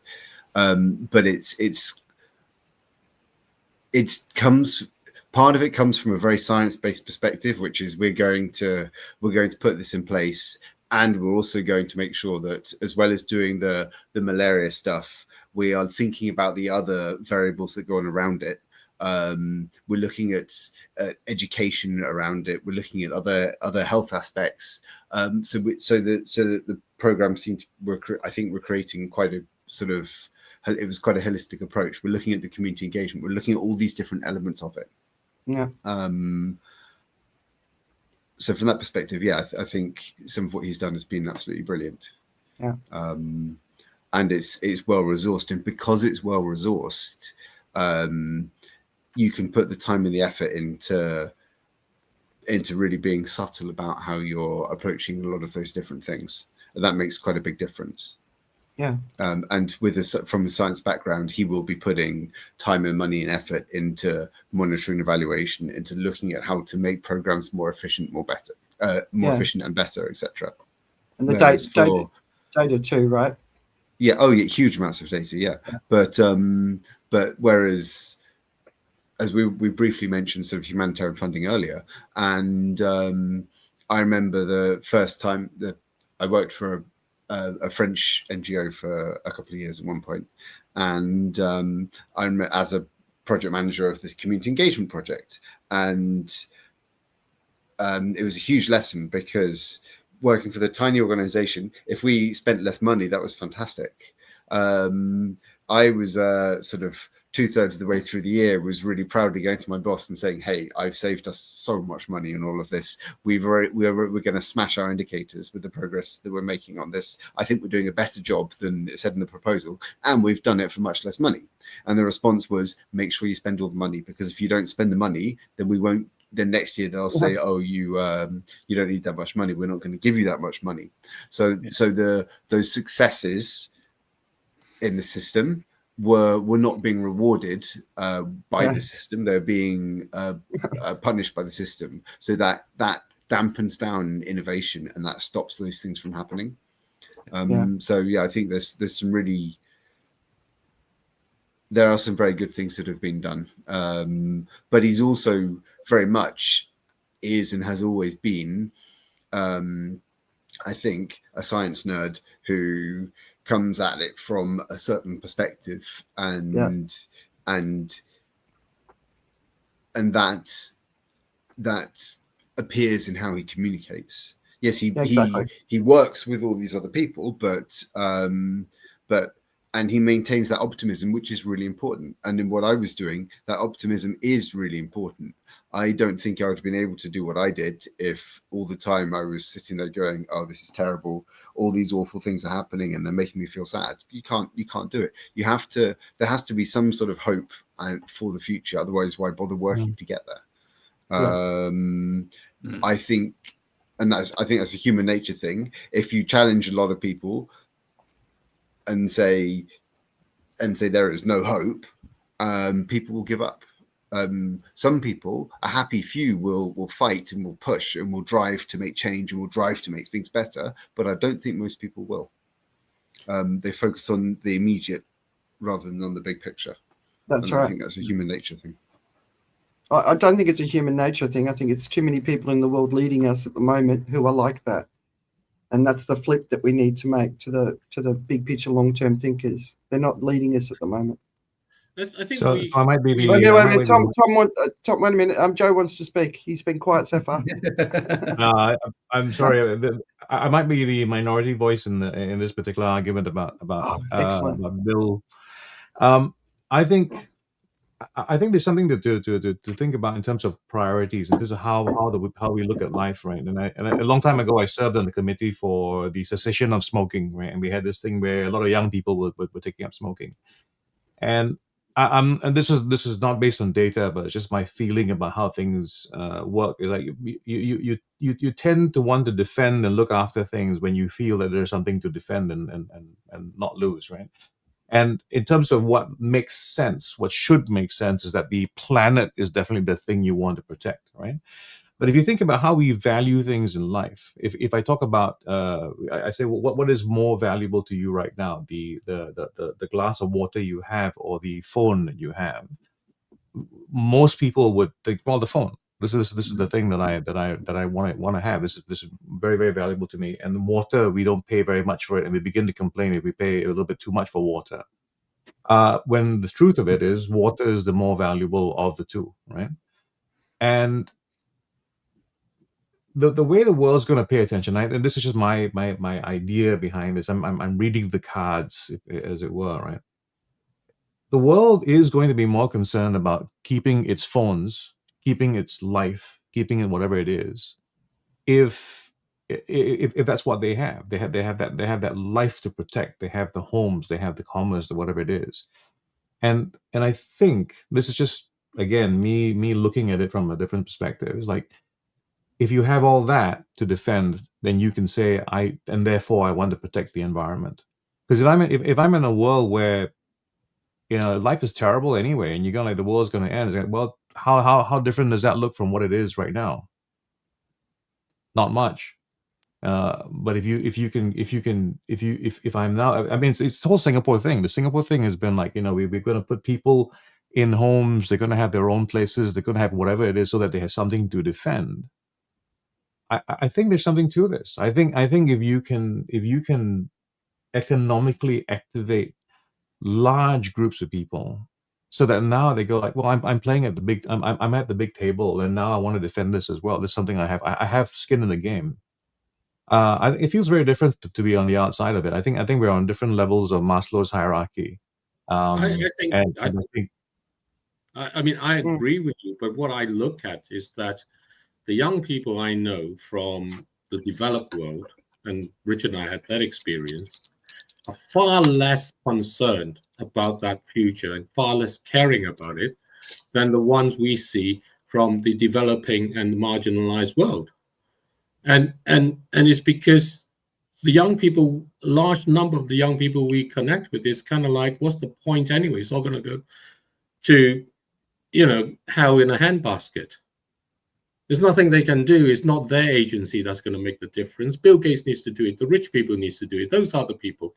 And there's always someone richer than us that we think is the rich people. We don't think that they're going to bring in this other thing, right? To your comment.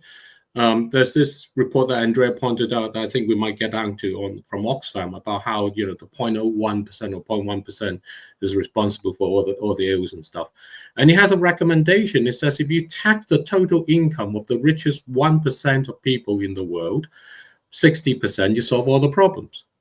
Well, the 1% income of the world is $60,000. You tax No, them it's, 60% of total it's about income. 140. It's about 140K for the 1%. Well, no, the in the rich world is about, in the rich world, even in the UK, it's not 140K for the 1%. It's lower than that. Right. And globally, when you take into account the whole global population, the 1% is about $60,000. And when you go along and you tax the total income, not the marginal income, the total income by 60%, you're telling people in the UK who earn $60,000 that you're going to have $24,000 left to pay all your bills. The response of that, the point of this is that this is what the young people see. What's the point of trying to fix it like this if it just means that it takes us down to where we can't live anyway, and we can't live? I had a conversation with a friend over the weekend where they were talking about how their children don't want to have any kids. They don't see any point to having any kids because they don't see a future for themselves, let alone for their offspring that they may have. And so to Joe's point, I think the problem I have with Bill Gates' approach is this says if you lift all these people to the same level as us here in the developed world, then it'll be fantastic. It'll give them something to go for. But I'm saying if you look at the developed world today, the economy is increasingly leaving the young people behind. It's just not serving them. The comment of Amazon laying off all those people, the fact that you know when you get a job, your job is to displace yourself with AI. And all of that stuff. So when you lift them up, it sounds great, but if you actually look at how the economy is currently functioning, the greatest despondency to our future lies in the developed world. The greatest hope and interest and excitement for the future lies in the developing and the marginalized world. I don't know. I don't know if I agree with that. I do, and I think you have on my favorite subject, capitalism.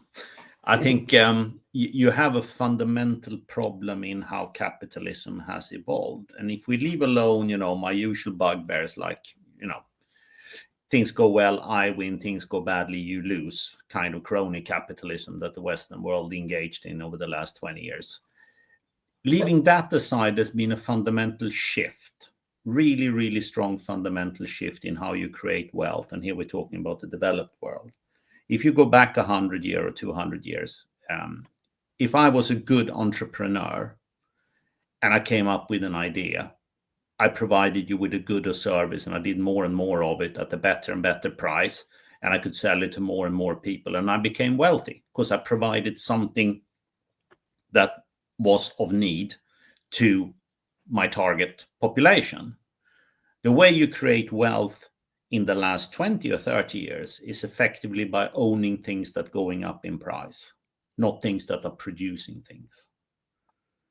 That becomes an economy of scarcity that you lock the people out of that don't have the means to hold on to these assets that are increasing more and more in value, but they don't actually provide any goods or services that in the traditional capitalist model should have enriched you, the entrepreneur who came up with the innovation. That is a fundamental shift. And that leads itself to those who have the capital and the means and the contacts of engaging in acquiring these assets, becoming wealthier and wealthier, and typically young people do not. And that creates a massive, massive discontent and complete detachment from how they see the future. And they don't see a future because of that. Because if you're a young person earning, £30,000, which is kind of the average UK salary, there is no way you can afford to live in London. I don't have the means to get onto the property market, hence I cannot live here. And there is no reasonable way I can see myself living here. That's very different from creating wealth through producing things, goods and services. I now hold the property and it's going up in value because all the policies that are being implemented is creating more scarcity and creates more value for my asset. Today's rant, people. Yeah, no, I'm just sort of keeping an eye on the time. So David mentioned the Oxfam report, which comes out every year, and the bigger focus is the 0.1%. I actually call it the 0.001% because it's the billionaires and the multimillionaires, and basically they produce more carbon in a day than the bottom 50% produce in a year. So that's a significant difference, right?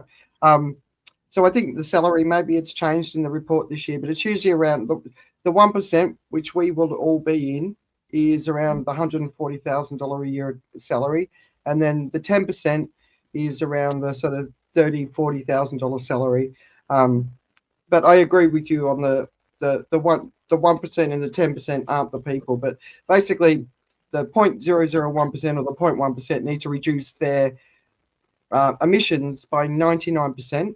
And the point is, their emissions aren't just what they do, like their private jets and their yachts and their homes and all that sort of stuff. It's also where they invest their money. The other report that came out is State of the Climate 2025, and 22 of the planet's 34 vital signs are at record levels, with many of them continuing to trend sharply in the wrong direction. So, you know, you kind of listen to what Bill Gates is saying, and you sort of see these sort of reports. You see what's happening around us every single day. It's not looking good. Very, very briefly, if you're not paying attention, there's a very, very horrific situation happening in Sudan. A genocide is happening. They can't get into these places where it's happening, but the aerial footage is basically showing blood on the ground. But so just horrific. But let's we'll just maybe do one or two more stories. But we didn't have Joe here last week, so I wanted to talk about AI. We heard about Nvidia hitting a $5 trillion valuation, but there's an article in Wired called "AI is the bubble to burst them all." Joe, I don't know if you had time to read that one, but what you know, in the last couple of weeks, a lot's going on in the AI space, as it always is. But beyond the noise that we're all hearing, what are you hearing, seeing, thinking about? Oh, by the way, Joe, you mentioned you gave an opinion from your feelings before, which was a nice treat. Well, I think I said a lot of thinking words, but I said feelings around it.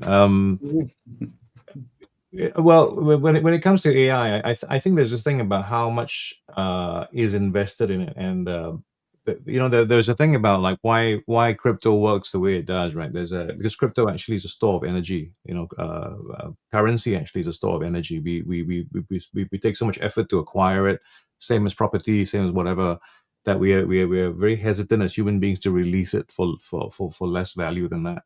So there is that part that's going to keep some buoyancy in it. I think what's interesting about AI as we're going forward is we haven't really imagined all of it.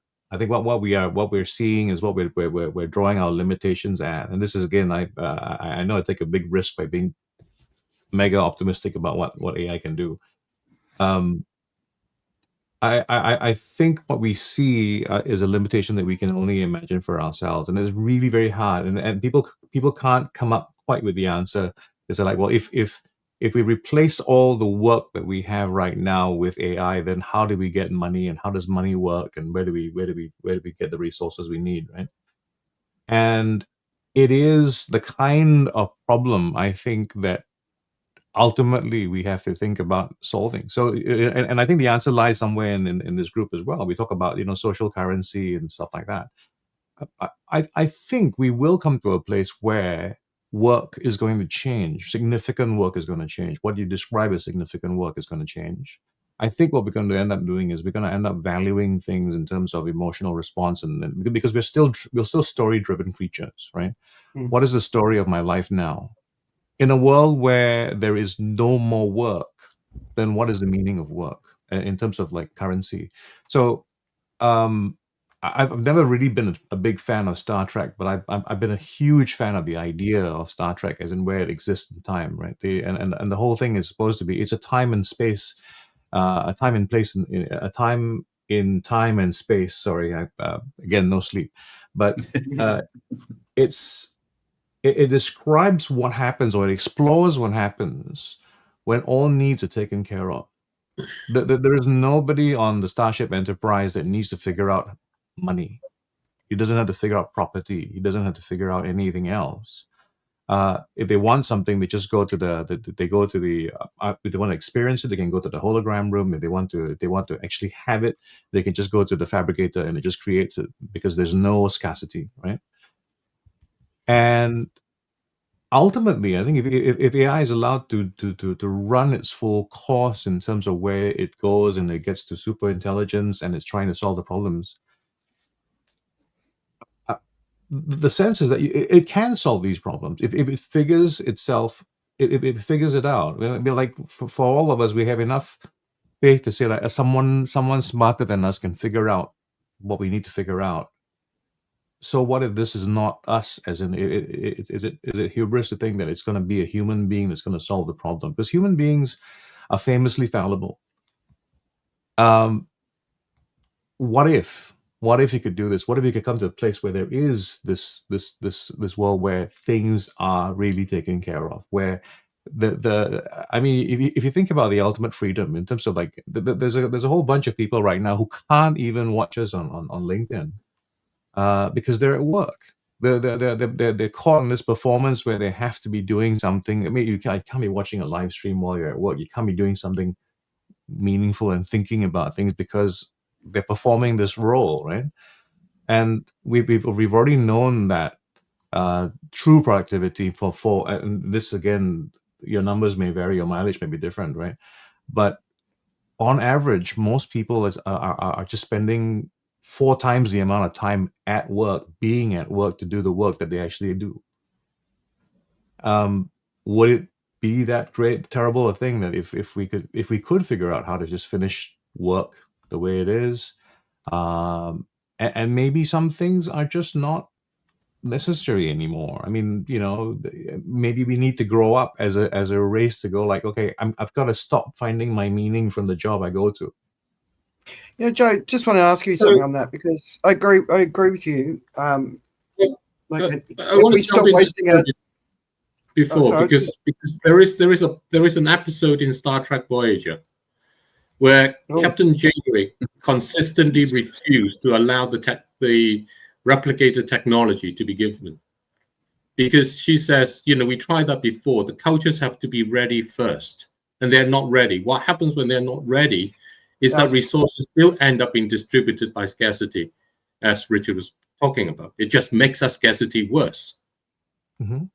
And so the issue is not about the availability of the technology. It's about how we as a culture, as a people, become ready.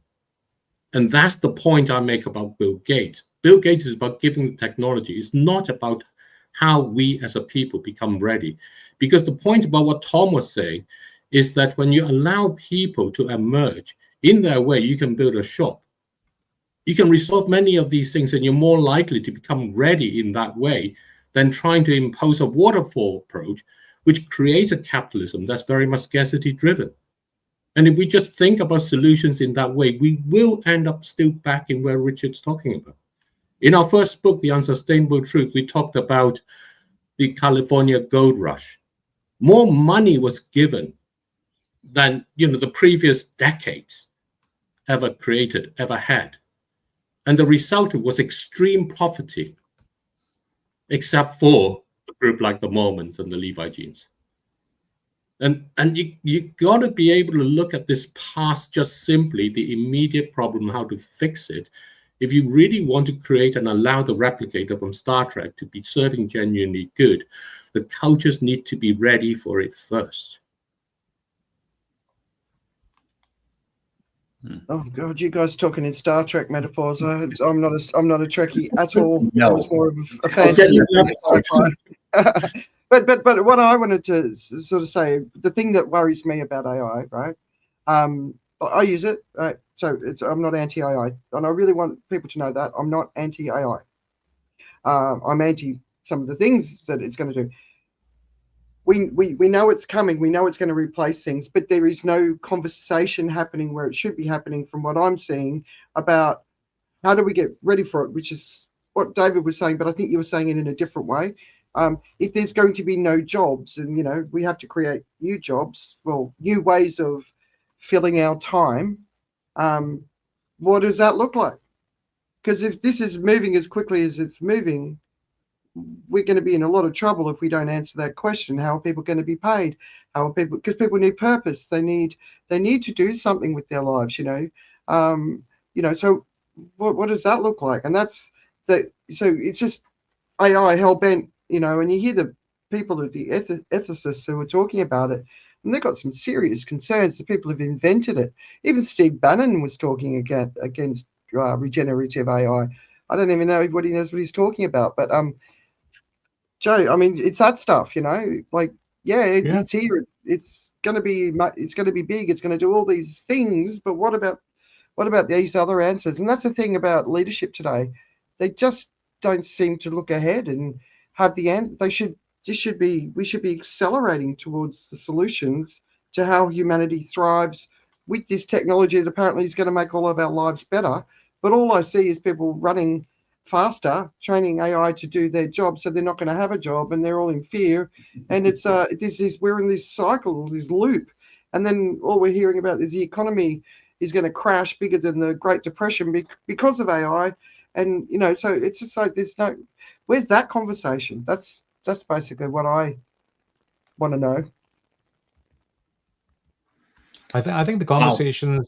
The conversations are being held. I think it comes up in one of the notes we're talking about as well. As people hold these views in private, but they don't bring them out in public, and they think they're the only ones, right? And I think there's also this thing about timing. Again, you talk about when would be a good time to bring things up.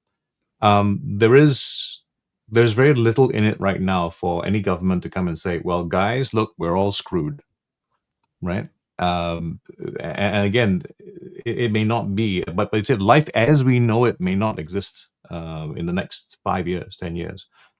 And it's a very difficult thing to try to manage if you say that this is what we're going to be planning for, guys. Everybody, this is it. We recognize that there's an iceberg, and we're all going to have to organize ourselves and get off this ship. You don't want to be that. You don't want to be that first person to do it and say, okay, this is the way we need to do it. But we also have to understand this thing about, again, the store of energy, right? So I have stored energy in my career. I've stored energy in my education. I've stored energy in all that. So I want something to happen the way it's supposed to happen.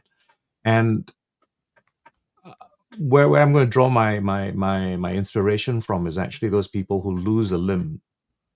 It's like if you think about, if you lose a limb, it's going to be terrible. You talk about how much happiness or what's the impact on your life, and many of them actually, after a year, after 2 years, or whatever the time it takes, are as happy or happier with their lives after the fact. And I think what AI is going to do to us, in a sense, or what people who are rolling out AI are going to do to us is it's going to have that kind of limb removing kind of. In the short term, it will be violent. In the short term, you won't have a job, and you won't have a job to go to, right? Because there is no more horizontal movement or escape, because that role that you had, if it's not been perfected by AI, someone's working on it. That's the job. That's job number one, right? But ultimately, I think what we will do is we'll adjust. We'll end up in a new state, and I think that social capital is going to be the future of it. I'm woefully under talented in that area. I think too much in terms of I work in teams of one, but I do think it's going to be about social capital. I do think that you're going to be in a socialist sort of a society, ideally, and part of your work is going to be talking to each other. It's like you're going to have to be available. I see this more. I see it showing up now in companies where everybody's they're available as peer consultants. That's beginning to happen. Internal coaching happening in companies and learning institutions. And I think there's something to it. I think if we can scale that out and have a kind of thing where someone knocks on your door, and you're gonna have people, of course, exploiting that. But someone knocks on your door and says, "Hey, listen, I need some help," and you can go like, "Yeah, let's go downstairs and have a chat." It's part of your job so that you get the money you need to run a modest life, right? And you can still invest if you like. You can save some money for it. You can still be prudent. You can still, on a modest income, you can still invest your way to it. It's frustrating to me when I look at the math. I know I could have done it, but I didn't, right? But still, it's one of those things. It is a utopian difference. It is a different set of values. And as much as we talk about trying to walk away from scarcity, we're very much tied to it. All right. Well, yeah, I don't know if I've got any clearer answers there, but I think that one thing is disruption, no matter what, right? Forcible amputation of your career. I think that is something to consider, and it's hard to think of it as being a good thing. But read the stories about people who've lost their limbs and how they responded and how they are at the end of it after they come out on the other side. It's actually quite. I don't know. I have faith in I have faith in that. I think people are going to be okay. I meet so many people who've been at the time of their displacement, they go like, it's horrible. And then I'm sure even like in Tom's world, he would have met a lot of people who go like, this is the greatest. I mean, I very much accept what Joe says. I think there's a lot of similarity in his way of expressing, and probably better than my way of expressing it in that way. And it's essentially that the state of the world is the state of the world. That's what it is there. The question is, how do you actually discover what is your economic presence?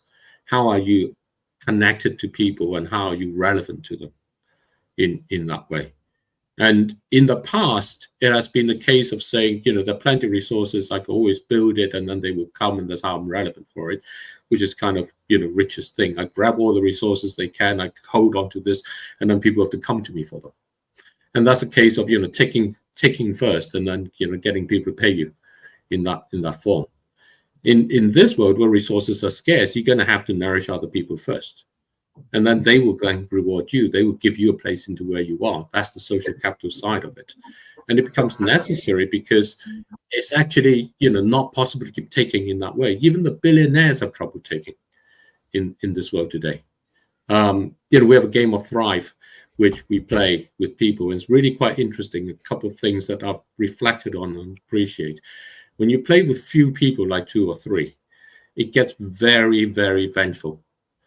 And that's what Trump is doing. It's breaking down the multilateral collaborations into 2 or 3. And in which case it becomes bilateral, and then you have this sort of dominance that you have in that way. When you have more in there, then the influence of any one drops, and then it becomes much more social. Social capital becomes the relevant thing in that way. But when you collect extreme wealth in that situation, as Richard did, he stole all my potatoes. He just took them.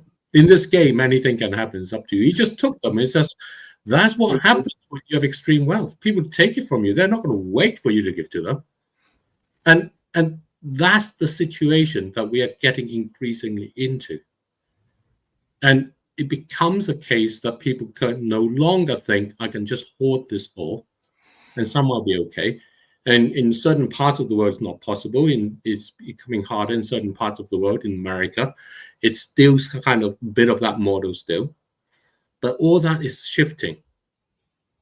And it becomes, how can you actually connect with someone else properly so that they will be pleased when you're around?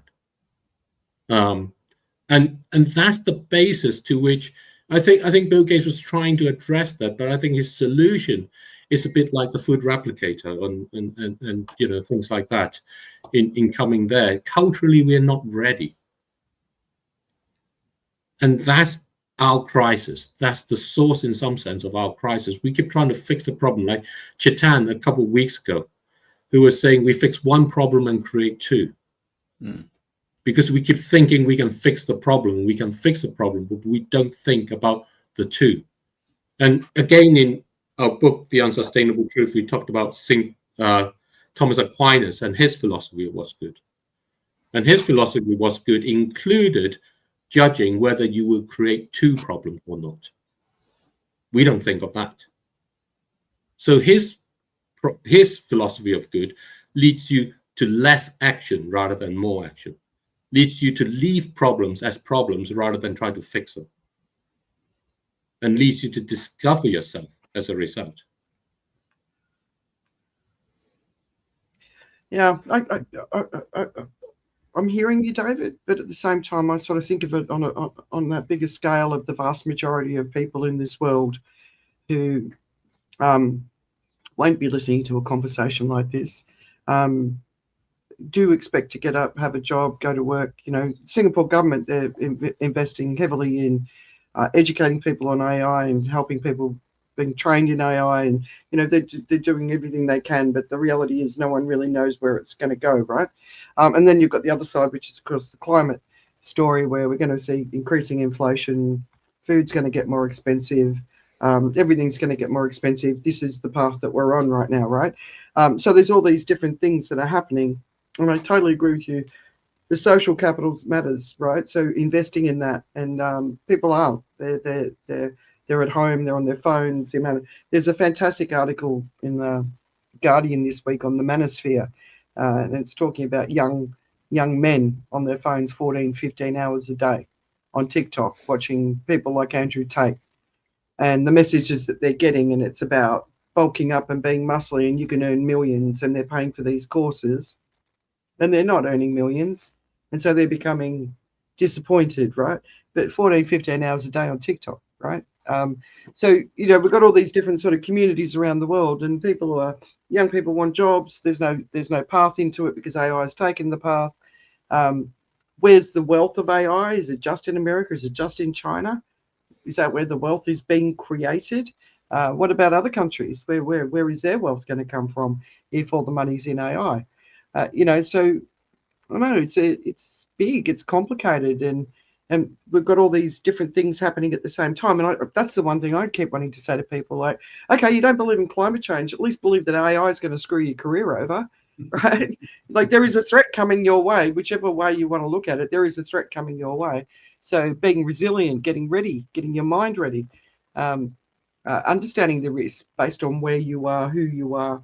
You might lose your house. You know, are we talking about a couple of years of disruption? Are we talking about, you know, is it ever going to be peaceful again? You know, so, you know, there's a lot of things that are going on that we need to be thinking about. But that global leadership in helping, how do we navigate these waters? And you get Bill Gates sort of dumping in the middle of it with this message that the climate deniers are leaping on and pushing out, saying we don't have a problem with climate change. Like, oh, for God's sake, Bill Gates, you're one of the good guys. What'd you do this for?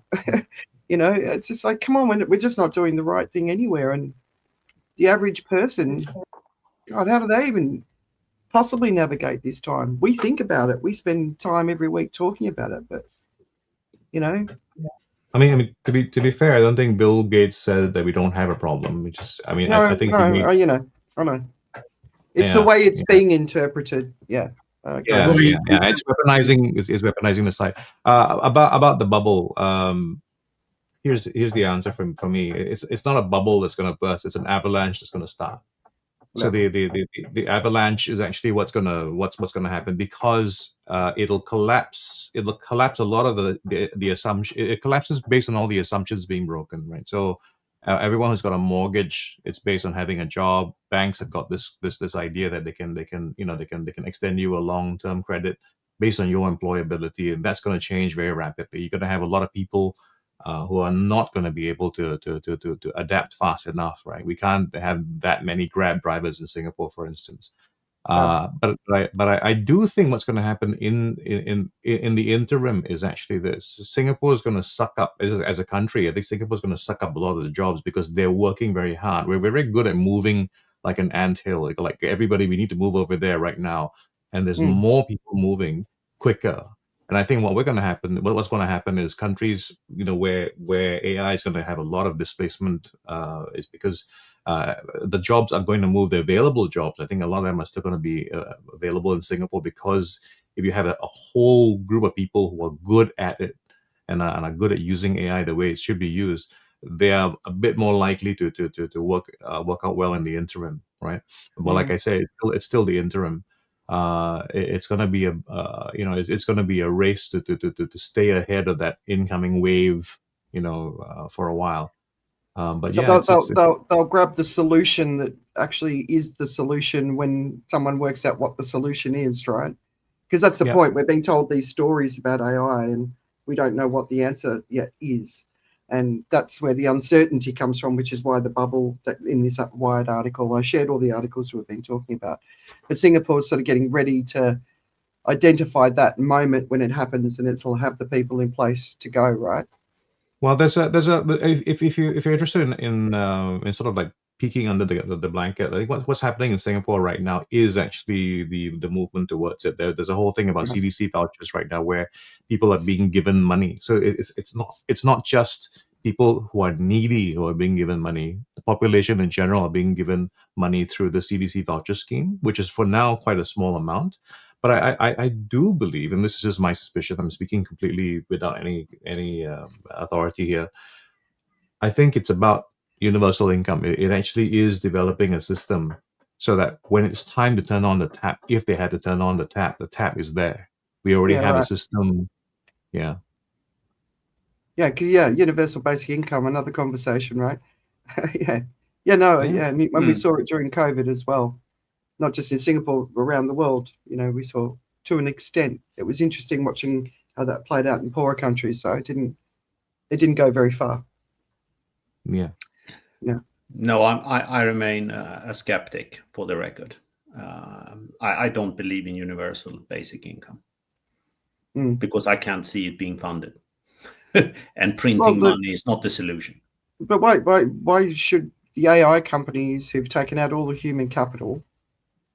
Why are they just going to keep the profit, and we're going to see more 5 trillion?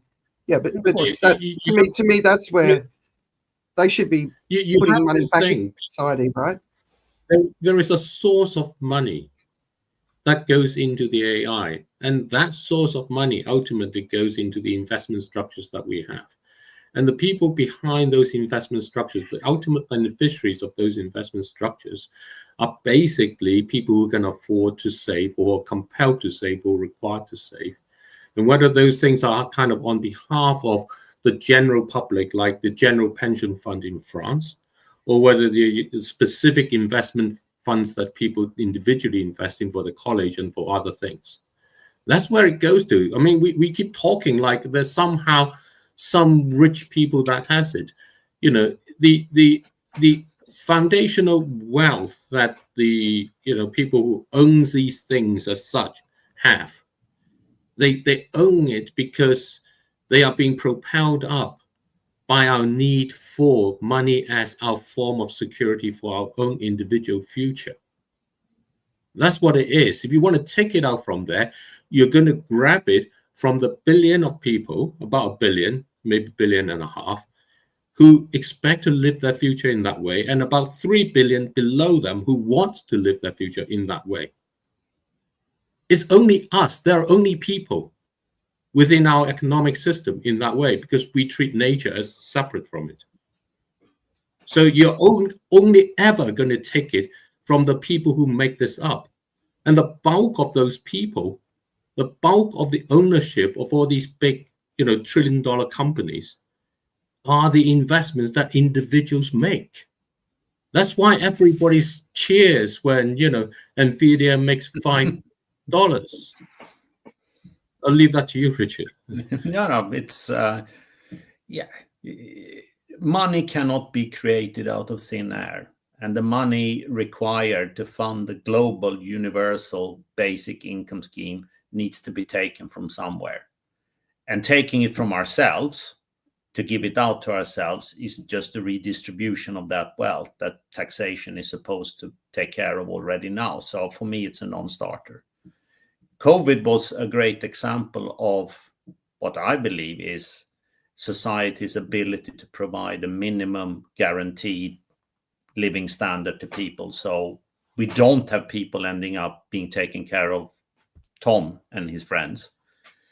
But ultimately, the investments that would be tapped for this income, this is ourselves. This is my pension. This is my neighbor's pension, and I don't see that complete disconnect. Richard, so every time we talk about this, I think about it during the week, and I want to ask you both questions that and it's like, we know what's going on in the environment, right? We know how quickly it's moving. We know when the scientists say we've lost the coral reefs, we've got a pretty good idea what that means and the time frame that's happening in, and the bigger impact and is being discussed beyond the May sort of headlines, right? Like we talked about last week.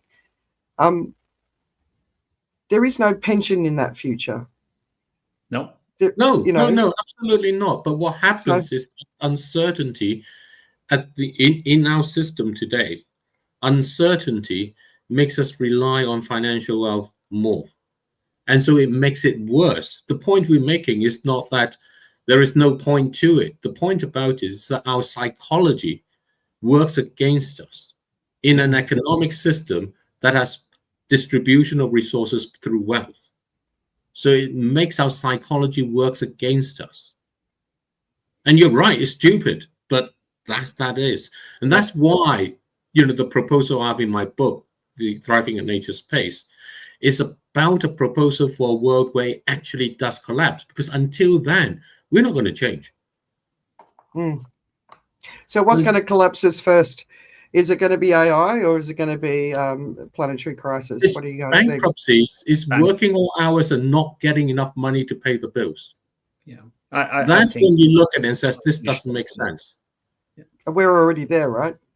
We're not quite enough, but we're on the edge of it. Richard, we're getting there, but we're not there yet. Otherwise, you would have seen revolution or other, big changes to society as it operates. We're not there yet, but the signs are very much there. And in that respect, Jamaica will be, scary as it sounds, it will be very much a test for how this will get resolved. Can you rebuild an economy after it suffered that much of climate impact? And here we're talking about the economic impact, let alone the social and other impact. The economic impact is monstrous. Can you rebuild it, or will you run out of money? And you will run out of money. So you will need a different form and a for different approach to emerge. Yeah. And that's what the idea of emergent economics is, that it's always emerging. It's like the shop where there's no shop. How do you actually tap into your own genius to create that? How do you tap into each other so that they come to you? So what were you, beyond what you just said there, David, like for people listening to us who are sort of all over the world, different jobs, different roles, different levels of education, like what would you recommend that they be thinking about right now? Like First based on the Jamaica story, right? I think that's an insight I hadn't come across until today. Pick up a side hustle, whatever it is, because your job is not safe. So figure out how you can connect with someone in a way that they will reward you, and they would like you, and they will actually tell you about you in that way. It's not so much that you replace your income, but what you pick up from there is the knowledge that you can have a place, that you can have that confidence to know you can have a place. So you're not doing it to try and say, I'm going to generate, $6,000 a month or whatever it is. You can be getting $10 out of it, but that interaction builds your social capital. And the social capital is the thing that will be there when the financial capital is too volatile to be relied on. Joe, any more thoughts? Tom? Oh, You've you muted. did. I'm just thinking everyone's got a really strong bladder today. Yeah. Exactly. No, I was going to say, there's so many more things, Absolutely. Keep an eye out for Grokpedia, which is the new supposed replacement for Wikipedia, which has got all sorts of far right talking points. And I thought it was interesting that Tesla lost $1 million EV sales because of Musk's political affiliations, but he's still pushing for that $1 trillion salary. Just stuff like that, right? I'm just like, for God's sake, which country we're living in? Just put it in context. The company makes about $18 billion of annual net profit. So this is like 50 years of profits that he's asking for. Yeah, I know. There you are. It just feels like, sometimes I just wonder what the hell's going on. This week for me with the news, I mean, some of the stuff that's going on in the US, there's a photography series of some of the ICE people looking very Gestapo. I'm like, come on, what the hell is wrong with these people? So it's the way their children are being wrestled to the ground, and so it's hard. It's been a week where my ability to be objective about the news has been ruffled quite a lot, and I had some friends in Jamaica who I was sort of checking, you guys all right?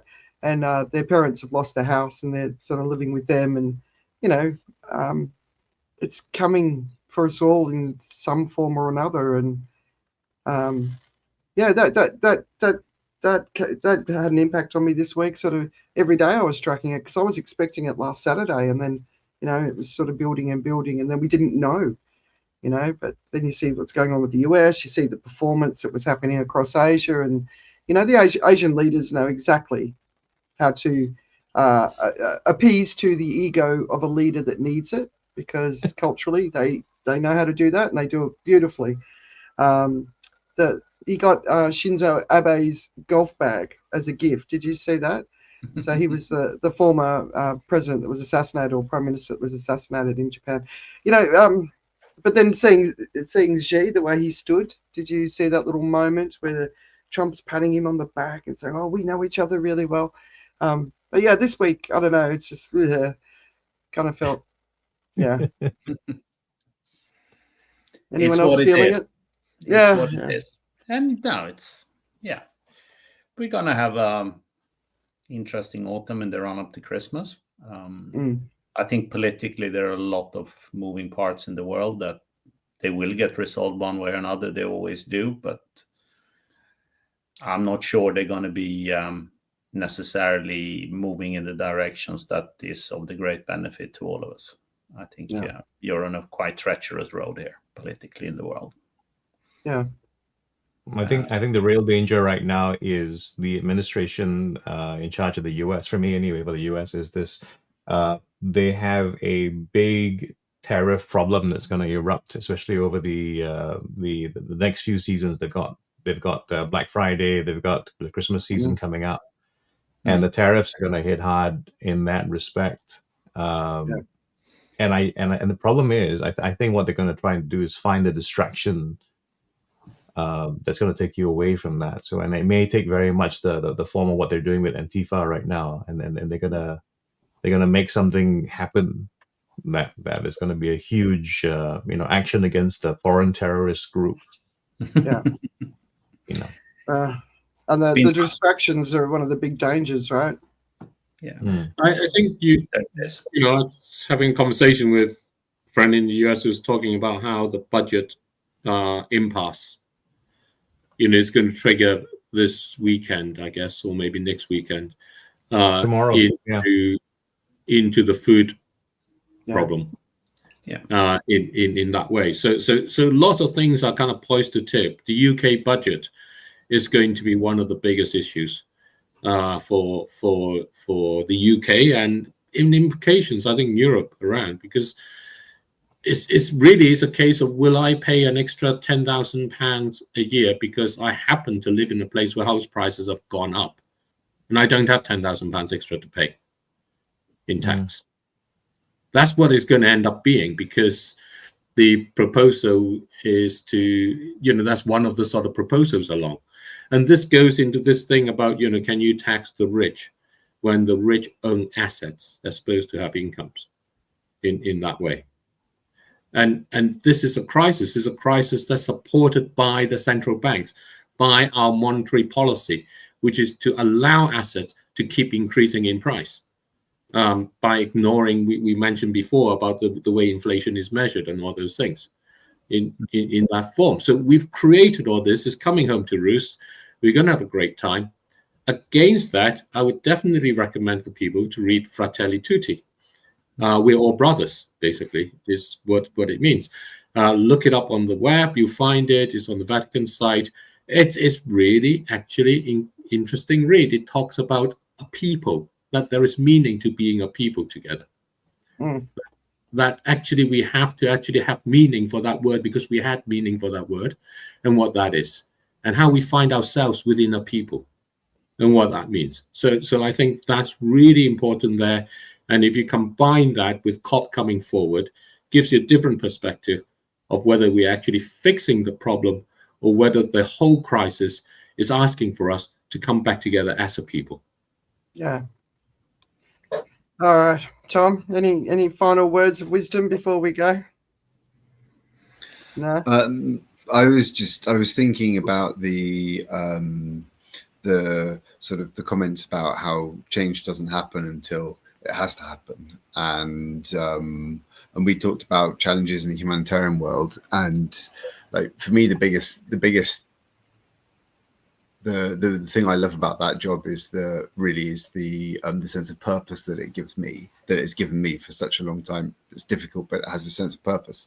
But the changes that are needed are obvious, but you're in these situations where there are so many different people with a stake of the pie that nothing changes until you hit some kind of a tipping point, which in this case was the changes in US policy to international aid, and the massive amount of funding they've withdrawn to it, and that's now creating a change that should have happened a very long time ago. And because that change didn't happen, it's now going to be a huge about face. But this system, as damaged and broken as and as massively inefficient as it has been, is still so much better than not having anything. And while those changes always seem to come too late, because they only come when they're forced, not when they could be planned for, I still feel that it's much better than saying I don't like this and therefore I'm going to tip the table over. Yeah. All right. Cool. So when we're not getting depressed by the news,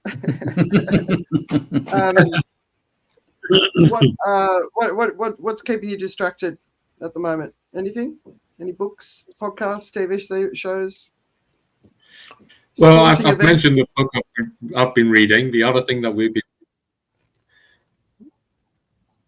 I've mentioned the book I've been reading, Fratelli Tutti, and the other thing that I've been doing with my family is watching Traitors, this game show on UK TV. So where you basically where one group are the traitors who have the task of murdering the other people, and the other group are the faithfuls who have the task of trying to vote out the traitors and discovering them. And they all in this kind of celebrity version where the survivor gets to win some money for a charity. So that's kind of been distracting me. Okay.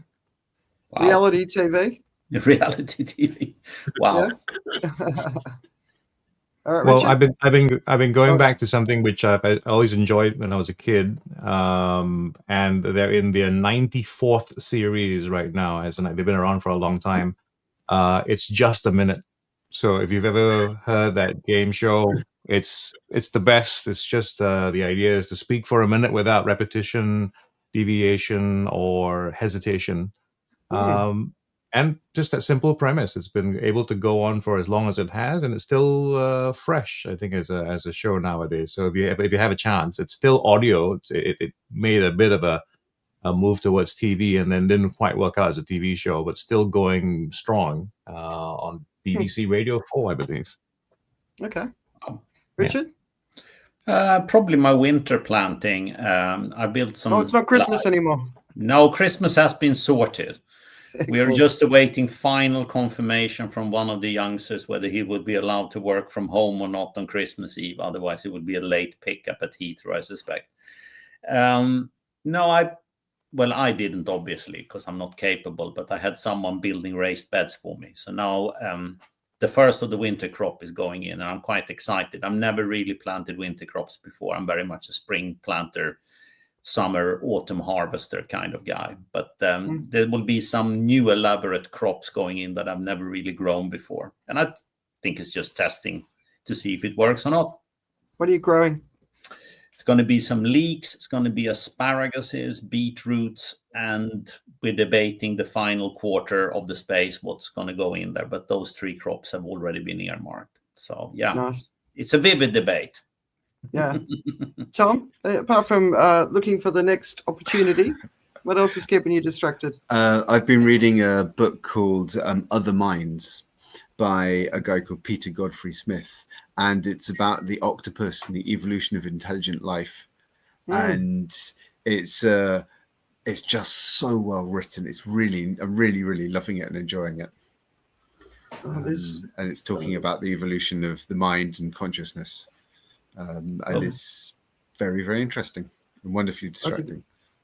Yeah, it's one of those things that I think we need to get a handle on, is our minds. Why we do what we do, as a collective, as an individual. So, but I try not to read stuff like that as leisure, because this is about what distracts me. So anyway, there's a series on Netflix called Nobody Wants This, and it's in its 2nd season, and it's about a Jewish rabbi who falls in love with a heathen, and it's all of the stories of, and she's sort of a female, one of those podcasters that get sponsorship and all that sort of stuff. So it's a bit of social commentary, cultural commentary, but it's Kristen, I can't remember her name. Kristen Bell. Yeah. Oh yeah, right. And she's a funny girl. Although she put her foot in it recently on it was World Domestic Abuse Survivors Day or something, and she made a joke about her wedding anniversary and her husband hadn't killed her yet, and so that set off a bit of a backlash. So it's like, oh, come on, got be a little bit smarter than that. But anyway, it's a good yarn if you're looking for like literally a distraction. But that's it. So that's it for the week. So we've had some great comments here. We had Ollie, who was on last week, come back. We had Artie. Did you guys know Artie? Yeah. Yeah. I've shared so many articles. I've got to scroll up and up and up. Who else do we had? We had Steve. Where else? And James Atkins. Yeah. Commenting. Yep. So if you're still here, thanks so much for commenting. Thanks to everyone for being here. Tom, you're an absolute legend. Really enjoyed listening to your story. And best of luck. And if any of us can help you out, give us a yell. Indeed. Thank you very much. And I might require you for a dinner party when I need a few people taking down a peg or two. Yeah, good idea. Yeah. Well, there's also a certain Thrive potato game which looks quite interesting, and I haven't found anyone to play it with yet. So Yeah. Excellent. Richard's also good for a good wine, so it'll be a good dinner party. You can hire yourself out for dinner parties to take people down a peg. Yeah. Exactly. There you go. There's an opportunity. Charge a lot. All right. See you guys. We'll see you next week. Take care. All right. bye-bye. Bye. Thanks, everybody.